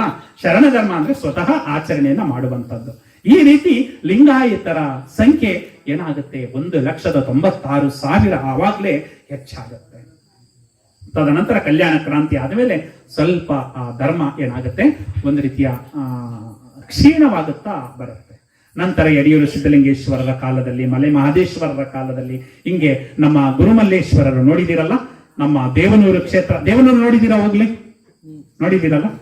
ಕ್ಷೇತ್ರ ನೋಡಿ ಬನ್ನಿ. ಅವೆಲ್ಲ ದೇವನೂರು ಆ ಸ್ಥಳ, ಆ ಒಳಗಡೆ ಹೋದ್ರೆ ನಾವೊಬ್ರು ನಮ್ಮ ಶರಣ ದಿನಚರಿ ಬಿಡುಗಡೆ ಮಾಡ್ತೀವಿ. ಅಲ್ಲಿಗೆ ಬೇರೆ ಬೇರೆ ರಾಜ್ಯದಿಂದ ಬರ್ತಾರೆ ಅಣ್ಣ. ಅಲ್ಲಿಗೆ ಒಬ್ರು ಇಂಜಿನಿಯರ್ ಬಂದಿದ್ರು, ಸಾಫ್ಟ್ವೇರ್ ಇಂಜಿನಿಯರ್. ಅವ್ರು ಬಂದು ಆ ಗುರುಮಲ್ಲೇಶ್ವರರ ಆ ಒಂದು ಐಕ್ಯ ಸ್ಥಳ ಇದೆಯಲ್ಲ, ಅದು ಒಳಗಡೆ ಇಟ್ಟಿದ ತಕ್ಷಣ ಆ ದೇಹನೇ ಒಂಥರ ಏನು ಸಂಚಕಾರ ಆಗ್ತಂತೆ. ಸರ್, ಇದರಲ್ಲಿ ಏನೋ ಒಂದು ಶಕ್ತಿ ಇದೆ ಅಂತ ಆ ಇಂಜಿನಿಯರ್ ಹೇಳಿದ್ರು. ಹಂಗೆ ಆ ಸ್ಥಳದ ಮಹಿಮೆ ನಮ್ಗೆ ಗೊತ್ತಿರೋದಿಲ್ಲ. ಬೇರೆಯವರು ಬಂದು ಆ ಒಂದು ಸ್ಥಳದ ಮಹಿಮೆಯನ್ನು ತಿಳ್ಕೊಳ್ತಾ ಇದ್ದಾರೆ ಅಂದ್ರೆ ನಾವು ಹೋಗಿ ಆ ಸ್ಥಳಗಳನ್ನ ಮೆಟ್ಟಿ ಆ ಸ್ಥಳದಲ್ಲಿ ಇರುವಂತಹ ಒಂದು ಏನು ಪಾಸಿಟಿವ್ ಎನರ್ಜಿಯನ್ನ ನಾವು ಕ್ರಿಯೇಟ್ ಮಾಡ್ಕೊಳ್ಬೇಕಾಗುತ್ತೆ. ನಮ್ಮ ದೇಹ ಶುದ್ಧ ಆಗತ್ತೆ ಆ ಸ್ಥಳಕ್ಕೆ ನಾವು ಪಾದವನ್ನ ಇಟ್ಟಾಗ. ಹಾಗೆ ಅನೇಕರಿಂದ ಆ ಒಂದು ಲಿಂಗಾಯತ ಧರ್ಮ ಏನಾಗುತ್ತೆ, ಹೆಚ್ಚಳ ಆಗಿ ಇಡೀ ಲಿಂಗಾಯತ ಧರ್ಮವೇ ಕರ್ನಾಟಕದಲ್ಲಿ ಈಗಲೂ ಕೂಡ ಹೆಚ್ಚಿನ ಸಂಖ್ಯೆಯಲ್ಲಿ ಇರುವಂತವ್ರು ಕರ್ನಾಟಕದಲ್ಲಿ ಯಾರು ಅಂದ್ರೆ ಲಿಂಗವಂತರು ಅಂತ. ಆದ್ರೆ ಅದನ್ನ ಈಗ ಕಡಿಮೆ ಆಗ್ತಾ ಇದೆ ಅಲ್ವಾ. ಈಗ ಉದಾಹರಣೆಗೆ ನಾವೇನಾದ್ರೂ ದೇವಸ್ಥಾನದೊಳಗಡೆ ನಿಮ್ಮೆಲ್ಲರನ್ನು ಸೇರಿಸ್ಬಿಟ್ಟು ಯಾರು ಲಿಂಗ ಕಟ್ಟಿದ್ವಿ ಯಾರು ಹೊರಗಡೆ ಬನ್ನಿ, ಇಲ್ಲಿ ಬಾಕಿಯವರೆಲ್ಲ ಒಳಗಡೆನೆ ಇರಿ ಅಂದ್ರೆ ತುಂಬಾ ಜನ ಸಿಕ್ಕಾಕೊಂಡ್ಬಿಡ್ತೀರಾ ಅಲ್ಲ. ದಯಮಾಡಿ ಅಲ್ವಾ, ನಾವು ಲಿಂಗವಂತರಾಗ್ಬೇಕು ಅಂದ್ರೆ ದಯಮಾಡಿ ಲಿಂಗವನ್ನ ಕಟ್ಟಲೇಬೇಕು ಅಲ್ವಾ. ಲಿಂಗ ದೇಹ ಸದಾ ಶುದ್ಧಿ ಅಂತ. ನಾವು ಲಿಂಗವನ್ನ ಕಟ್ಟಿಬಿಟ್ರೆ ನಮ್ಮ ದೇಹ ಯಾವಾಗಲೂ ಶುದ್ಧಿ ಆಗಿರುತ್ತೆ. ದೇವರನ್ನ ಜೊತೆಯಲ್ಲಿ ತೆಗೆದುಕೊಂಡು ಹೋಗುವಂತಹ ಧರ್ಮ ಯಾವ್ದಾದ್ರು ಇದೆ ಅಂದ್ರೆ ನಮ್ಮ ಲಿಂಗಾಯತ ಧರ್ಮ. ನಮ್ಮ ಲಿಂಗವಂತರು ಮಾತ್ರ ಇಡೀ ದೇವರನ್ನ ಜೊತೆಲಿ ಕರ್ಕೊಂಡು ಹೋಗ್ತೇವೆ ಅಂದ್ರೆ ಇಡೀ ದೇಹದ ದೇವಾಲಯ ಆಗುತ್ತೆ. ನಮ್ಗೆ ಯಾವುದೇ ದೇವರ ಅವಶ್ಯಕತೆ ಇಲ್ಲ, ನಮ್ಮ ದೇವರೇ ಇದೆಯಲ್ಲ. ಆಮೇಲೆ ಅನೇಕ ಜನ ತಿಳಿದವರು ಇದಾರಲ್ಲ, ದೊಡ್ಡವರು ಕೆಲವರು, ಅವರು ದೇವಸ್ಥಾನಕ್ಕೆ ಹೋಗಿ ತೀರ್ಥವನ್ನ ತಗೊಳ್ಳೋದಿಲ್ಲ. ಯಾವುದೋ ನೀರು ತಂದು ಕೊಟ್ಟಿರ್ತಾರೆ, ಎಷ್ಟೋ ಹೊತ್ತಿನಲ್ಲಿ ಇರುತ್ತೆ, ಆ ನೀರನ್ನು ಕುಡಿದ್ರೆ ಏನೋ ಆಗುತ್ತೆ ಅಂದ್ಬಿಟ್ಟು ಅದಕ್ಕೆ ಏನ್ ಮಾಡ್ತಾರೆ, ತಮ್ಮ ಇಷ್ಟಲಿಂಗ, ನಿನ್ಗೆ ಯಾವಾಗ್ಲೂ ತೀರ್ಥ ಬೇಕಾ, ಇಷ್ಟಲಿಂಗವನ್ನ ತಗೋ, ಅದಕ್ಕೆ ನೀರ್ ಹಾಕೋ, ಅದನ್ನ ಕುಡಿ, ಪರಿಶುದ್ಧ ಆಗುತ್ತೆ ಅಂತ ಹೇಳ್ತಾರೆ. ಇಷ್ಟಲಿಂಗದಲ್ಲಿ ಆ ನೀರನ್ನ ಮಾತ್ರ ತಗೊಂಡು ಸೇವನೆ ಮಾಡ್ತಾರೆ ಹೊರತು ಆ ಬೇರೆ ಬೇರೆ ದೇವಸ್ಥಾನಕ್ಕೆ ಹೋದ್ರೆ ತೀರ್ಥವನ್ನು ಕೂಡ ತಗೊಳ್ಳೋದಿಲ್ಲ. ಅಷ್ಟೊಂದು ಅಂತಹ ಒಂದು ಒಳ್ಳೆಯ ಧರ್ಮ ನಮ್ಮ ಧರ್ಮ. ಯಾಕೆ ಅಂದ್ರೆ ಈ ಧರ್ಮವನ್ನು ಯಾಕೆ ಬಸವಣ್ಣವ್ರು ಕೊಟ್ಟರು ಅಂದ್ರೆ, ಈಗಲೂ ನೀವು ಅಯ್ಯಪ್ಪ ಸ್ವಾಮಿಗೆ ಸುಮಾರು ಜನ ಹೋಗ್ತೀರಾ, ನಮ್ಮ ಹುಡುಗರೆಲ್ಲ ಹೋಗಿದ್ ಬಂದಿದ್ದಾರೆ ಅಲ್ಲ. ಈಗಂತೂ ತುಂಬಾ ಜನ ಎಲ್ಲ ನೂಕಿಕೊಂಡು ತಳ್ಳಿಕೊಂಡು ತಳ್ಳುವ ಅಯ್ಯಪ್ಪ ನೂಕು ಅಯ್ಯಪ್ಪ ಅನ್ಕೊಂಡು ನೂಕೊಂಡು ಎಲ್ಲಿಗೆ ಹೋಗ್ತಾರೆ, ಹೆಚ್ಚು ಕಡಿಮೆ ಆ ಪಂಪೆಯಿಂದ ಅಲ್ಲಿವರೆಗೂ ಕೂಡ ನಡ್ಕೊಂಡು ಹೋಗ್ತಾರೆ. ನಡ್ಕೊಂಡು ಹೋಗಿ ದೇವ್ರ ದರ್ಶನ ಮಾಡಬೇಕು, ಮಾಡ್ತಿದ್ದಂಗೆ ಕುತ್ತಿಗೆ ಪಟ್ಟಿ ಹಿಡಿದು ಎಳೆದು ಬಿಡ್ತಾ ಇರ್ತಾರೆ ಅಲ್ಲ. ದೇವ್ರು ನೋಡಕ್ ಆಗ್ತಾ ಆಗಲ್ಲ. ತಿರುಪ್ತಿಗೆ ಹೋಗ್ತೀರಾ, ಏನು ಇಷ್ಟು ಕಷ್ಟಪಟ್ಟು ವೆಂಕಟರಮಣ ಗೋವಿಂದ ಅಂತ ಹೇಳಿ ಏನ್ ಮಾಡ್ತೀರಾ, ತಿರುಪತಿಗೆ ಹೋಗ್ತೀರಾ. ಅಲ್ಲಿ ಆ ಹೋಗಿ ಇನ್ನೇನೋ ದೇವರ ದರ್ಶನ ಮಾಡಬೇಕು ಅನ್ನೋದಕ್ಕೆ ಪೋ ಅಂದ್ಬಿಟ್ಟು ಏನ್ ಮಾಡ್ತಾರೆ, ಅವರು ತಳ್ತಾರೆ. ದೇವ್ರು ನೋಡಕ್ ಆಯ್ತಾ? ಆದ್ರೆ ಇಲ್ಲಿ ಇದನ್ನ ಈಗಲ್ಲ, ಆಗ್ಲೇ ಬಸವಣ್ಣವರು ಅಧ್ಯಯನ ಮಾಡಿರ್ತಾರೆ. ಅಧ್ಯಯನ ಮಾಡಿ ನಮ್ಗೆ ಬೇರೆ ದೇವರ ಅವಶ್ಯಕತೆ ಇಲ್ಲ, ನಮ್ಮಲ್ಲೇ ದೇವರನ್ನ ಕಾಣಬೇಕು ಅನ್ನೋ ಒಂದು ಸದಾಶಯವನ್ನ ಇಟ್ಕೊಂಡು ಇಷ್ಟಲಿಂಗ ತತ್ವವನ್ನು ಆವಿಷ್ಕಾರವನ್ನ ಮಾಡುವುದು. ಅದಕ್ಕೆ ಹೇಳುವಂತ ವಚನ, ಉಳ್ಳವರು ಶಿವಾಲಯ ಮಾಡಿಗರು, ನಾನೇನು ಮಾಡಲಿ ಬಡವನಯ್ಯ. ಉಳ್ಳವರು ದೇವಸ್ಥಾನ ಕಟ್ತಾರೆ, ನಾನೇನ್ ಮಾಡ್ಲಿ, ನಾನು ಬಡವ. ಎನ್ನ ಕಾಲೇ ಕಂಬ, ದೇಹವೇ ದೇಗುಲ, ಶಿರವೇ ಹೊನ್ನ ಕಳಸವಯ್ಯ, ಕೂಡಲ ಸಂಗಮ ದೇವ ಕೇಳಯ್ಯ, ಸ್ಥಾವರ ಕಳಿವುಂಟು ಜಂಗಮ ಕಡಿವಿಲ್ಲ ಅಂತ ಹೇಳ್ತಾರೆ. ಅಂದ್ರೆ ನನ್ನ ಕಾಲೇ ಕಂಬ, ಅಂದ್ರೆ ನಾನು ಒಳ್ಳೆಯ ಕಡೆ ನಡ್ಕೊಂಡು ಹೋಗ್ತಾ ಇದ್ದೀನಿ ಅಂದ್ರೆ ನನ್ನ ಕಾಲೇ ದೇವಸ್ಥಾನದ ಕಂಬ ಆಗುತ್ತೆ ಅಲ್ಲ. ದೇಹವೇ ದೇಗುಲ, ನನ್ನ ದೇಹವೇ, ನಾನು ಏನ್ ಕೆಲಸವನ್ನ ಒಳ್ಳೆ ಕೆಲಸವನ್ನ ಮಾಡ್ಬೇಕು ಆ ಒಳ್ಳೆ ಕೆಲಸವನ್ನ ನನ್ನ ದೇಹ ಮಾಡಿದ್ರೆ ನನ್ನ ದೇಹವೇ ದೇವಾಲಯವಾಗುತ್ತೆ. ಶಿರವನ್ನ ಕಳಸವಯ್ಯ, ನನ್ನ ಈ ಒಂದು ತಲೆಯೇ ಆ ದೇವಸ್ಥಾನಕ್ಕೆ ಹಾಕುವಂತಹ ವನ್ನ ಕಳಸವಾಗುತ್ತೆ. ಅಂತಹ ಒಂದು ದೇವರನ್ನ ದೇಹಾಲಯದಲ್ಲಿ ಸ್ಥಾಪಿಸಿಕೊಳ್ಳುವಂತಹ ವ್ಯಕ್ತಿಗಳು ಯಾರಾದ್ರೂ ಇದೀವಿ ಅಂದ್ರೆ ನಮ್ಮ ಲಿಂಗವಂತರು ಮಾತ್ರ. ಅಂತಹ ಒಂದು ಧರ್ಮವನ್ನ ಬಿಟ್ಟು ನಾವು ಬೇರೆಕ್ಕೆ ಜ್ಯೋತಿ ಬೀಳೋದು ಅವಶ್ಯಕತೆ ಇಲ್ಲ. ದೇವರನ್ನ ಜೊತೆಯಲ್ಲೇ ತಗೊಂಡು ಹೋಗುವಂಥದ್ದು. ನಮ್ಮನ್ನ ಏನಂತಾರೆ, ಚಲಿಸುವ ದೇವರು ಅಂತ ಕರೀತಾರೆ ಎಲ್ಲರನ್ನು. ಯಾರು ಲಿಂಗವನ್ನ ಕಟ್ಕೊಂಡು ಆ ಲಿಂಗವನ್ನ ಕಟ್ಕೊಂಡು ನಡ್ಕೊಂಡು ಹೋಗ್ತಾ ಇರ್ತೀರೋ ನೀವು ಬೇರೆ ಎಲ್ಲ, ನೀವೇ ದೇವರು ಅಂತ. ಅಲ್ಲಿವರೆಗೆ ಏನ್ ಮಾಡಿರ್ತಾರೆ, ದೇವರು ಭಯ. ಏನಾದ್ರೂ ದೇವ್ರ ಬಗ್ಗೆ ಮಾತಾಡ್ಬಿಟ್ರೆ ಏನ್ ಮಾಡಿಬಿಡ್ತಾನೋ, ಶಿಕ್ಷೆ ಕೊಟ್ಬಿಡ್ತಾನೋ, ಶಾಪ ಕೊಟ್ಬಿಡ್ತಾನೋ ಅನ್ನೋದೇ ಭಯ. ಭಯವೇ ಧರ್ಮದ ಮೂಲ ಅಂತ ತುಂಬಿಟ್ಟಿರ್ತಾರೆ ತಲೆ. ಈಗಲೂ ಕೂಡ ದೇವ್ರ ಬಗ್ಗೆ ಆಗ ಮಾತಾಡ್ಬೇಡ, ಈಗ ಮಾತಾಡ್ಬೇಡ ಅಂತ. ಆದ್ರೆ ಬಸವಣ್ಣನವರು ಭಯವೇ ಧರ್ಮದ ಮೂಲ ಅನ್ಲಿಲ್ಲ, ಅವ್ರು ಹೇಳಿದ್ದು ದಯವೇ ಧರ್ಮದ ಮೂಲ. ದಯವೇ ಧರ್ಮದ ಮೂಲ, ದಯೆ ಇರಬೇಕು ಸಕಲ ಪ್ರಾಣಿಗಳೆಲ್ಲರಲ್ಲಿ ಅಂತ ಹೇಳಿ ದಯವನ್ನ ರೂಢಿಸಿದ್ರು. ಮನುಷ್ಯನೇ ಮಹಾದೇವ ಆಗ್ಬೇಕು ಅಂತ ಅಲ್ಲ. ದೇವಸ್ಥಾನದ ಹತ್ರ ಅಲ್ಲಮ ಪ್ರಭು ದೇವರು ನಿಂತ್ಕೋತಾರೆ, ಆ ದೇವರನ್ನು ಕೇಳ್ತಾರೆ, ನಾ ದೇವನಲ್ಲದೆ ನೀ ದೇವನೇ, ನೀ ದೇವನಾದಡೆ ಎನ್ನನೇಕೆ ಸಲಹೆ, ಆ ರೈದು ಒಂದು ಕುಡಿತೆ ಉದಕವ ನೆರವೆ, ಹಸಿವಾದಡೆ ಓಗರವ ನಿಕ್ಕುವೆ, ನಾ ದೇವಕಾನ ಗುಹೇಶ್ವರ. ದೇವಸ್ಥಾನ ಮುಂದೆ ನಿಂತಿದ್ದಾರೆ ಅಲ್ಲಮ ಪ್ರಭುದೇವರು, ಅನುಭವ ಮಂಟಪದ ಅಧ್ಯಕ್ಷ. ನಾ ದೇವನಲ್ಲದೆ ನೀ ದೇವನೇ, ನಾನಲ್ಲದೆ ದೇವರು ನೀ ದೇವನ, ನಾನೇ ದೇವರು ಅಂತ ಆ ದೇವರಿಗೆ ಸವಾಲನ್ನ ಹಾಕ್ತಾರೆ. ನಾನು ದೇವರು. ಯಾಕಂದ್ರೆ ಒಬ್ಬ ದಾಹ ಅಂತ ಬರ್ತಾನೆ, ಆ ದಾಹ ಅಂತ ಬಂದವನಿಗೆ ನಾನೇನ್ ಮಾಡ್ತಿದ್ದೀನಿ, ನೀರನ್ನ ಕೊಡ್ತಾ ಇದ್ದೀನಿ. ಯಾವನೋ ಒಬ್ಬ ಹಸಿವು ಅಂತ ಬರ್ತಾ ಇದ್ದಾನೆ, ಆ ಹಸಿವು ಅಂತ ಬಂದವನಿಗೆ ನಾನು ಏನ್ ಮಾಡ್ತಾ ಇದ್ದೀನಿ, ಒಂದು ಹೊತ್ತಿನ ಊಟವನ್ನ ಕೊಡ್ತಾ ಇದ್ದೀನಿ. ಹಸಿವಾದರೆ ಓಗರವ ನಿಕ್ಕುವೆ, ನಾ ದೇವಕಾನ ಗುಹೇಶ್ವರ. ಆದ್ರೆ ನಿನ್ನ ಮುಂದೆ ಅನೇಕ ಜನರು ಭಿಕ್ಷುಕರಾಗಿ ಕೂತಿದ್ದಾರೆ, ಭಿಕ್ಷುಕರಾಗಿದ್ದೀರ ಹೊತ್ತು ಯಾರು ಕೂಡ ಧನಿಕರಾದದನ್ನ ನಾನು ಕಾಣಲಿಲ್ಲ. ಅದಕ್ಕೆ ನೀನಲ್ಲ ದೇವರು, ನಾ ದೇವರು ಅಂತ. ಈಗಲೂ ಕೂಡ ಯಾರೋ ಬಿಸಿಲಿನ ಬೇಗ ನಡ್ಕೊ ಬಂದಿರ್ತಾರೆ. ನಡ್ಕೊ ಬಂದಾಗ ಜಮೀನಿಂದ ಬರ್ತಾ ಇರ್ತಾರೆ, ಇನ್ನು ಮನೆ ತುಂಬಾ ದೂರ ಇರುತ್ತೆ. ಈ ಮನೆಗೆ ಬರ್ತಾರೆ.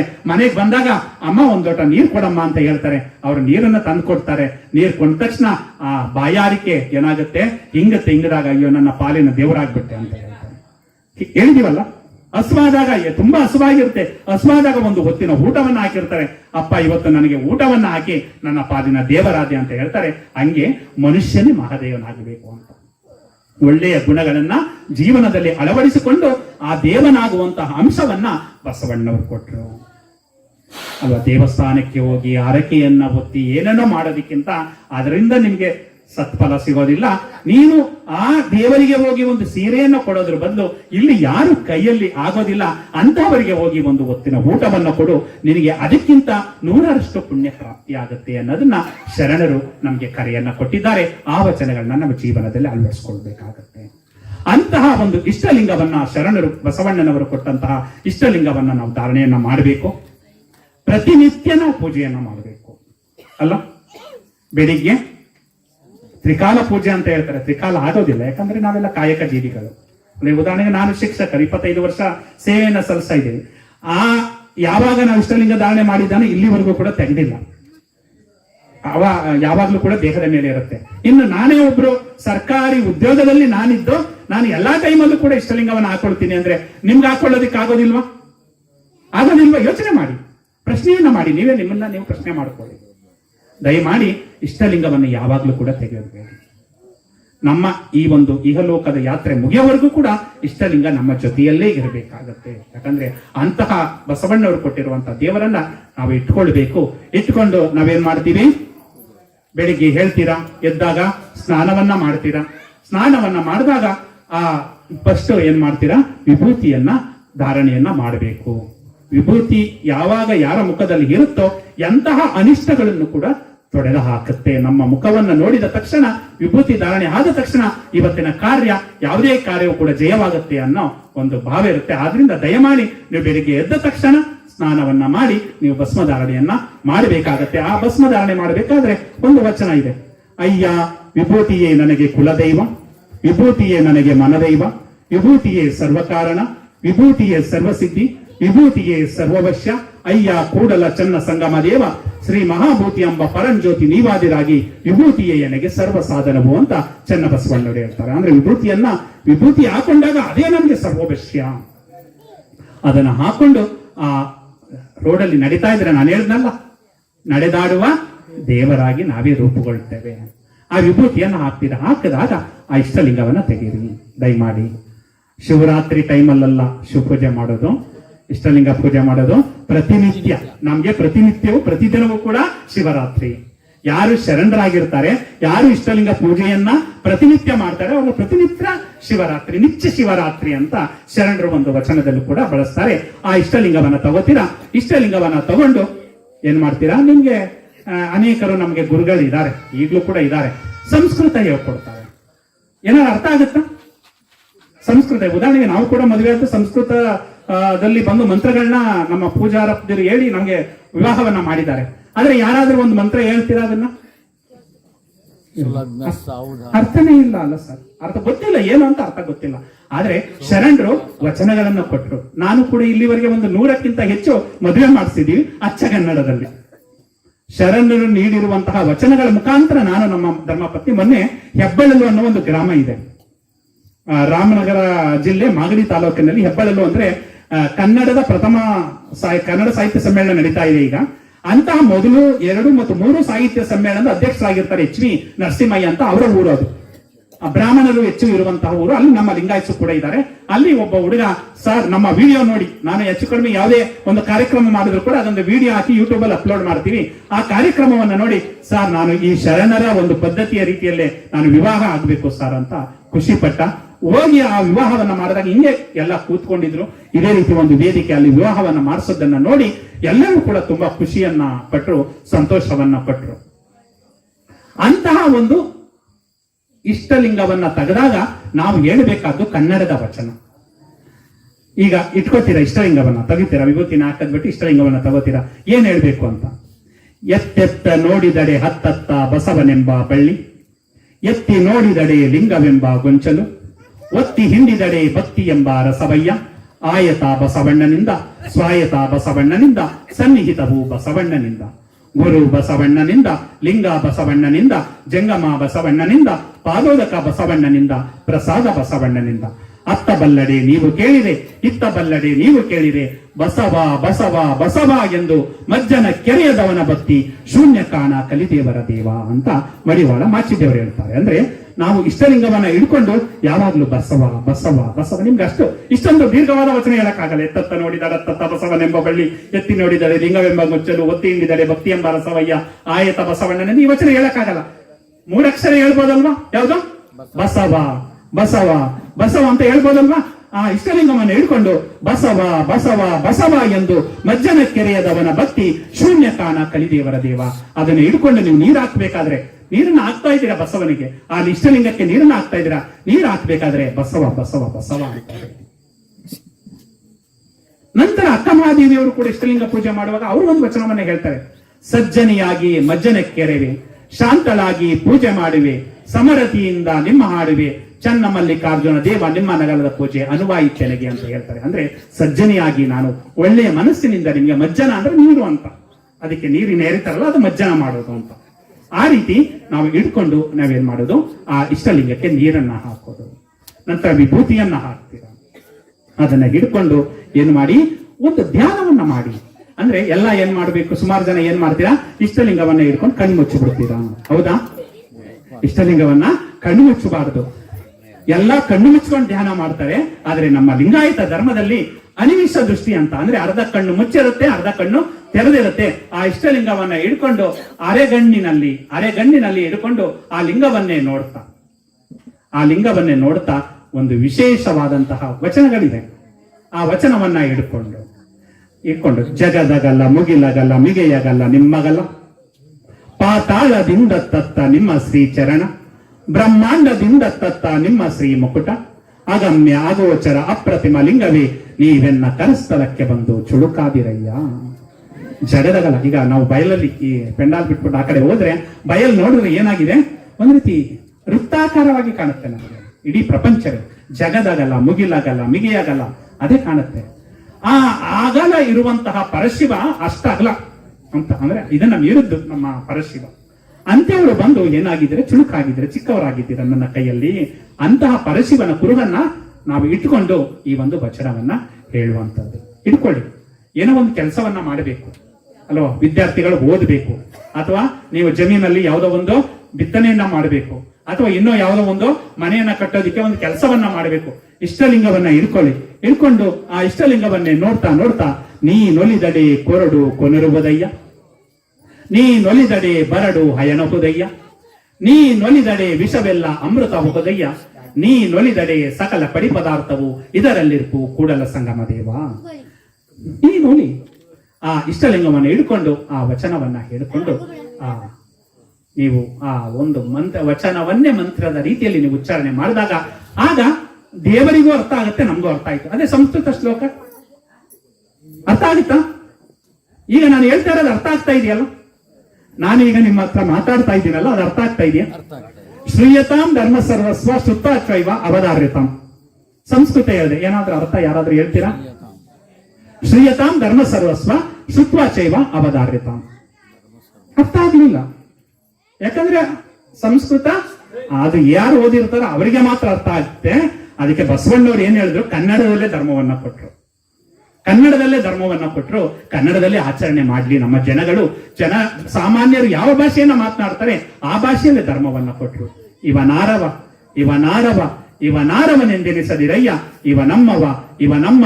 ಇವನಮ್ಮವನೆಂದೆನಿಸಯ್ಯ, ಕೂಡಲ ಸಂಗಮ ದೇವ ನಿಮ್ಮ ಮನೆಯ ಮಗನೆಂದೆನಿಸಯ್ಯ. ಇದು ಯಾರಿಗ ಅರ್ಥ ಆಗ್ಲಿಲ್ಲ? ಎಲ್ರಿಗೂ ಅರ್ಥ ಆಯ್ತಲ್ಲ? ನಾನು ಹೇಳಿದ್ದು ಅರ್ಥ ಆಯ್ತಲ್ಲ? ಮೊದ್ಲು ಹೇಳಿದ್ದು ಅರ್ಥ ಆಗ್ಲಿಲ್ಲ. ಅಂದ್ರೆ ಈ ರೀತಿ ಸರಳವಾದಂತಹ ಜನರು ಆಡುವಂತಹ ಭಾಷೆಯಲ್ಲೇ ನಮ್ಗೆ ಈ ಒಂದು ಧರ್ಮವನ್ನ ಕೊಟ್ಟಿದ್ದಾರೆ.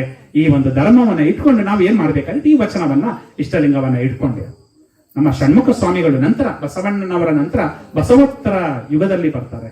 ಅವ್ರು ಹೇಳ್ತಾರೆ, ಜಗವನ್ನೊಳಕೊಂಡ ಲಿಂಗವು ಸೊಗಸಿಂದೆನ್ನ ಕರಸ್ಥಳಕ್ಕೆ ಬಂದಿರಲು, ಕಂಡು ಹಗರಣವಾಯಿತೆನಗೆ ಆಹಾ ಎನ್ನ ಪುಣ್ಯವೇ, ಆಹಾ ಎನ್ನ ಭಾಗ್ಯವೇ, ಆಹಾ ಅಖಂಡೇಶ್ವರ ನಿಮ್ಮ ಘನವ ಕಂಡು ಮನಕ್ಕೆ ಮಂಗಳವಾಯಿತು ನೋಡ ಅಂತ ಹೇಳ್ತಾರೆ. ನಿಮ್ಮನ್ನ ನೋಡಿ ನೋಡಿ ನನ್ನ ಮನಸ್ಸಿಗೆ ಮಂಗಳವಾಗ್ತಾ ಇದೆ, ಸಂತೋಷ ಆಗ್ತಾ ಇದೆ ಅಂತ ಹೇಳ್ತಾರೆ. ಅಂತಹ ಒಂದು ಲಿಂಗವನ್ನ ಇಟ್ಕೊಂಡು ಅನುಭವಿಸುವಂತಹ ಆನಂದವೇ ಪರಮಾನಂದ.